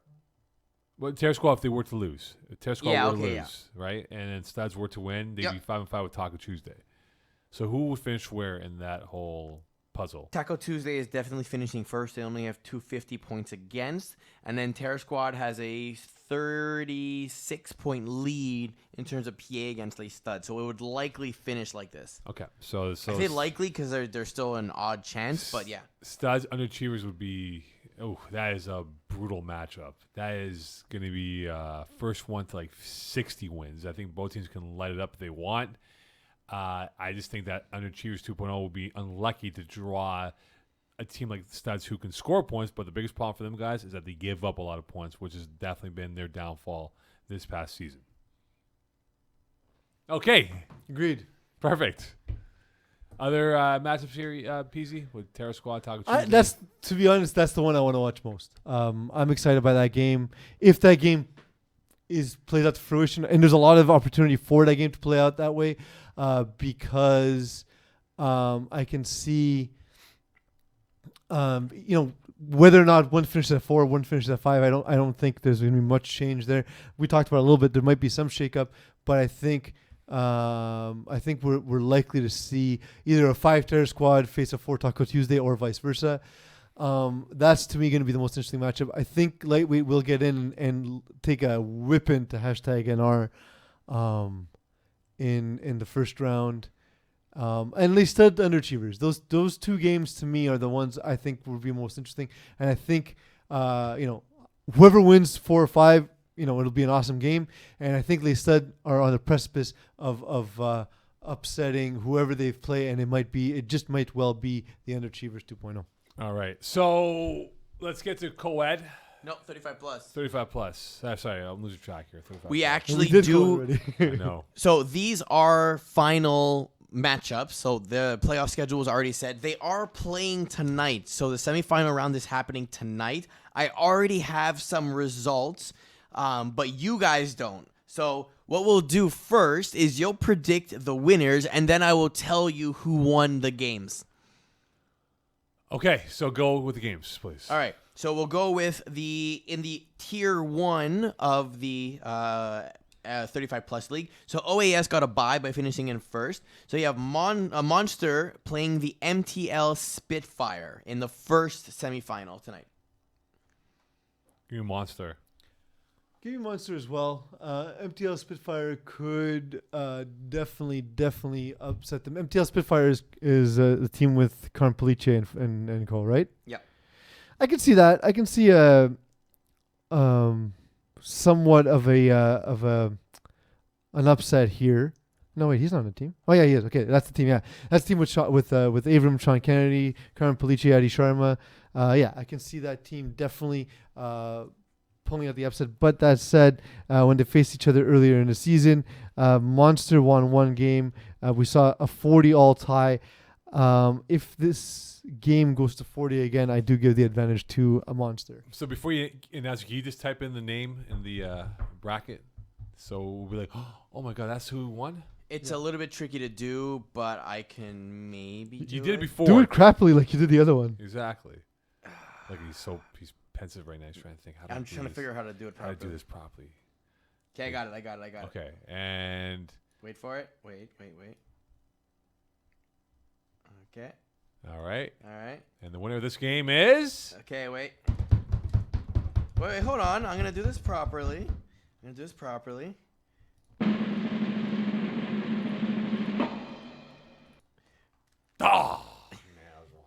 There we The go. Spitfire won. They won 34-33. See, it didn't go to 40. That's why. Didn't you say the opposite? What? Didn't you say the opposite? I said if it goes to 40, Monster will win. Oh, okay. It didn't go to 40. Had Monster scored one more time, it would have gone to 40. Who would have won the game, Eagle? Just saying. Peeze is a genius. All right. So the next game that I know the results of is going to be in our Tier 2 final. So ODH Outlaws have already advanced to the finals. So we have Pacemakers versus Grumpy Old X-Men. So you guys make your Pacemakers. pick. I'm going to set this up. I like Pacemakers. Bruno Lajoie, Chris Brockwell, and Nim Janikovsky. They're all gritty guys who do a lot of different things on the field. Chris Brockwell is one of the best players no one knows. He's got tremendous speed. Give me Pacemakers over Grumpy Old X-Men. Pacemakers. Okay, why? I like their name. Grumpy Old X-Men. I told you, man, this is like a division that has isolated itself from everyone else. All right, fine. That's how I feel about it. You know how I feel about it? 35 points. It is Yeah, Pacemakers. all right. There we go. Without right. knowing anything about them, I picked them to win. And I have one more game for you right now. If we get more results, I can definitely update them. So it's going to be the game between JMJ and FPF. So it's going to be one of these two seeds, so either the higher one or the lower one. You don't know which one it is. So I want to know what your prediction is. FPF. Yeah, so like we're never gonna go against a team called FPF, right? Especially given the fact they're 7-1 all season long, scoring a ton of points. These guys are sort of, some of the most familiar names in FPF. Quarterbacked, of course, by Robbie Robinson. I don't see them losing this game. Give me FPF. All right, and the winner is. What did I just do? Yeah, what the hell you just do? I clicked the wrong thing. It is a FPF. So they're going to be the high seed. They won 38-33 against JMJ. So they're going to be here in this high seed. As for the Pizzazz Polvige game, I believe that's happening like now. Can we call up Faizan, please? I can try and find out. Yeah, so that's the 9:30 game that's literally finishing now. So let Please me call see if I Faizan. can reach him. Yeah, call Faizan now. Ask him what's the DNA like right now for the players, knowing that this is the last game ever in FPF history. That's not how Also, this ask him to works. test the DNA and see if anybody has coronavirus. Yes, exactly. Do we not have that special machine to see how the body temperature is for everyone? It's a tongue. You just lick people's faces. Don't do that. That's a Is really that bad actually how idea. that works? No. That's a public health concern. Yeah. Don't pull a Brad Marchand. Hold on, I have to go find his number. Hold on. Oh, thanks a lot, Eagle. All right, so again, just to update again, breaking news 2.5 hours ago, we broke it that the FPF is on hold until further notice because of the coronavirus that has impacted everyone worldwide. So after today's games at Bay Durfee, there will be no FPF games until further notice. We don't know. It could be a week. It could be 2 weeks. We don't know. And the FPF, for all the captains who are on that emailing list, keep your eyes open because the FPF will have something to update eventually at some point, perhaps next week, if not soon enough. So as we now go to Faizan Munwar. Hopefully he answers. Yeah. Hello. Faizan! Hey, Faizan, my dude. Yeah, homie, what's up, Hey, brother? how's it going, guys? Good, Not good. bad. You're on the Hold show. on, guys. Can you call me in 2 minutes? I'm just doing the rosters. Yeah, Okay. we go. Who won the Polvise Pizzazz game? Hold on. Bill, Yeah. Yo. Well, Oh, wait, don't it's going know. on right now. 17, it's going on right now. What's the score? Is that game winner? Dill, is that game winner? Is that game winner? We don't know. Not We're yet. not there. There's still time left. I think the purple Pizzazz is down right now. Pizzazz is down. Okay. Polvige is winning. And Yeah, by any Yo, chance, hold on. Let me just Yeah, hold yeah, on 1 Do your second. thing. Do your thing. Keep us on hold and keep the phone open. I want to hear what you have to say to these guys. Okay, hold on. this is the compelling radio This is that we're awesome used stuff to. right now. I love when people are like this, man. Like, yo, what are we doing here? For real? I mean, I wish he would fill with like some commentary. I would, but I know what he's doing right now. It's okay. He's a podcast virgin. He is. He's never had sex on a podcast before. Is is that how that true. works? I believe so. So your thoughts, PG, on the whole coronavirus with us now being on hold? Tell them what the score Oh, is. here you go, Faizan. Sorry, Peeze. My bad. Yo, what up? Yo, Mo, Who's this? it's your favorite. That's troubling. Yeah, there's many favorites. Dude, I guarantee you, if it's a male voice, it's probably not Mo's favorite. Mo, you already know who this is. No, I have no idea who this is. You don't know who this is. No. The boy. Okay. I'm a boy too. It's Noah, stupid. Who? Who's It Noah? doesn't matter who it is, you idiots. Who's Noah? Exactly. Who is Noah? Like the guy who built the ark? Yeah. Noah Smallwood? He's everyone's boy. Okay, we want updates on these games. So, Mountain Goats and Here for the Beer in 6D. Do we have a winner? Mountain Goats in here for beer. What did they play? They played at 9:30. This is unreal. That was on field Why is one. that? Who won between here for the beer and the other? Mountain Goats and here for beer. Who won? Mountain Goats won. Okay, Mountain Goats won that one. Field 2, the 35-plus game. Peeze and Pizzazz. It's still on right now. What's the score? Oh, sorry. Polovich beats Pavlovich just won. Peeze Polvich just won. They won. advanced. Amazing. All right. And then Yeah. the last game, just to give me an update on Field 3, there was Les Centaures versus the Tide. The Tide won. Cool. Okay. So Centaures have one less game to make playoffs potentially. All right. Awesome, guys. All right, Perfect. Noah, go to bed, man. Hey, no pennies, man. I have no school. Oh, my, no school. I think I'm Real a tough guy. too. Real tough guy. Because of people like you that people get sick, Mo. It's true, man. It's Okay. irresponsible, Mo. Okay, nice deep voice over there. By listening to your voice. Yeah, okay. It's awful. It's awful. Your shit on the Love radio. Noah. I'm 5'8". I'm shorter than my dad. Yes. Okay. Goodbye, Noah. All right. All the Thanks, best. guys. Peace. See you guys. That got heavy All right. fast. So that did. means that in the bottom tier, we're going to have an FPF versus Polo G. So 1 versus 2 seeds that are going to be in our finals. So interesting. That we're not going to cover because we're not broadcasting these finals. Yeah. Indeed. Because they're hermits. Indeed. They're crotchety old people. Yep. Yep. Okay, so this might be it for us, huh? I mean, for now, we'll see. We'll see when we come back. We might have a show next week. We might not. We might do some informational, educational topics. We might just Like what? Chalk Talk. With who? Moe Khan. We're not doing chalk talk. It was awful. It was so boring. So Let's what? do another Chalk Talk. it was the least Okay. interesting thing we've ever The done. reality is, there's no I learned a lot FPF from it, games. That's After not today, good. no FPF games. We won't know when we're back. And we hope to be back sooner than later because I know it's playoff time and the holidays are coming up for the Eastern Passover weekends. But for now, we're on a hold, and hopefully this is going to be resolved as soon as possible. So stay safe. Don't be in big crowds, as they've encouraged, and wash your hands. That is a key element, to wash your hands and drink lots of fluids. Eagle, wrap it up. Yeah! From all of us here at Calling the Audible, thanks. Stay safe. See you soon. And thanks for watching this show. We are never coming back. That's quite a way to end a segment.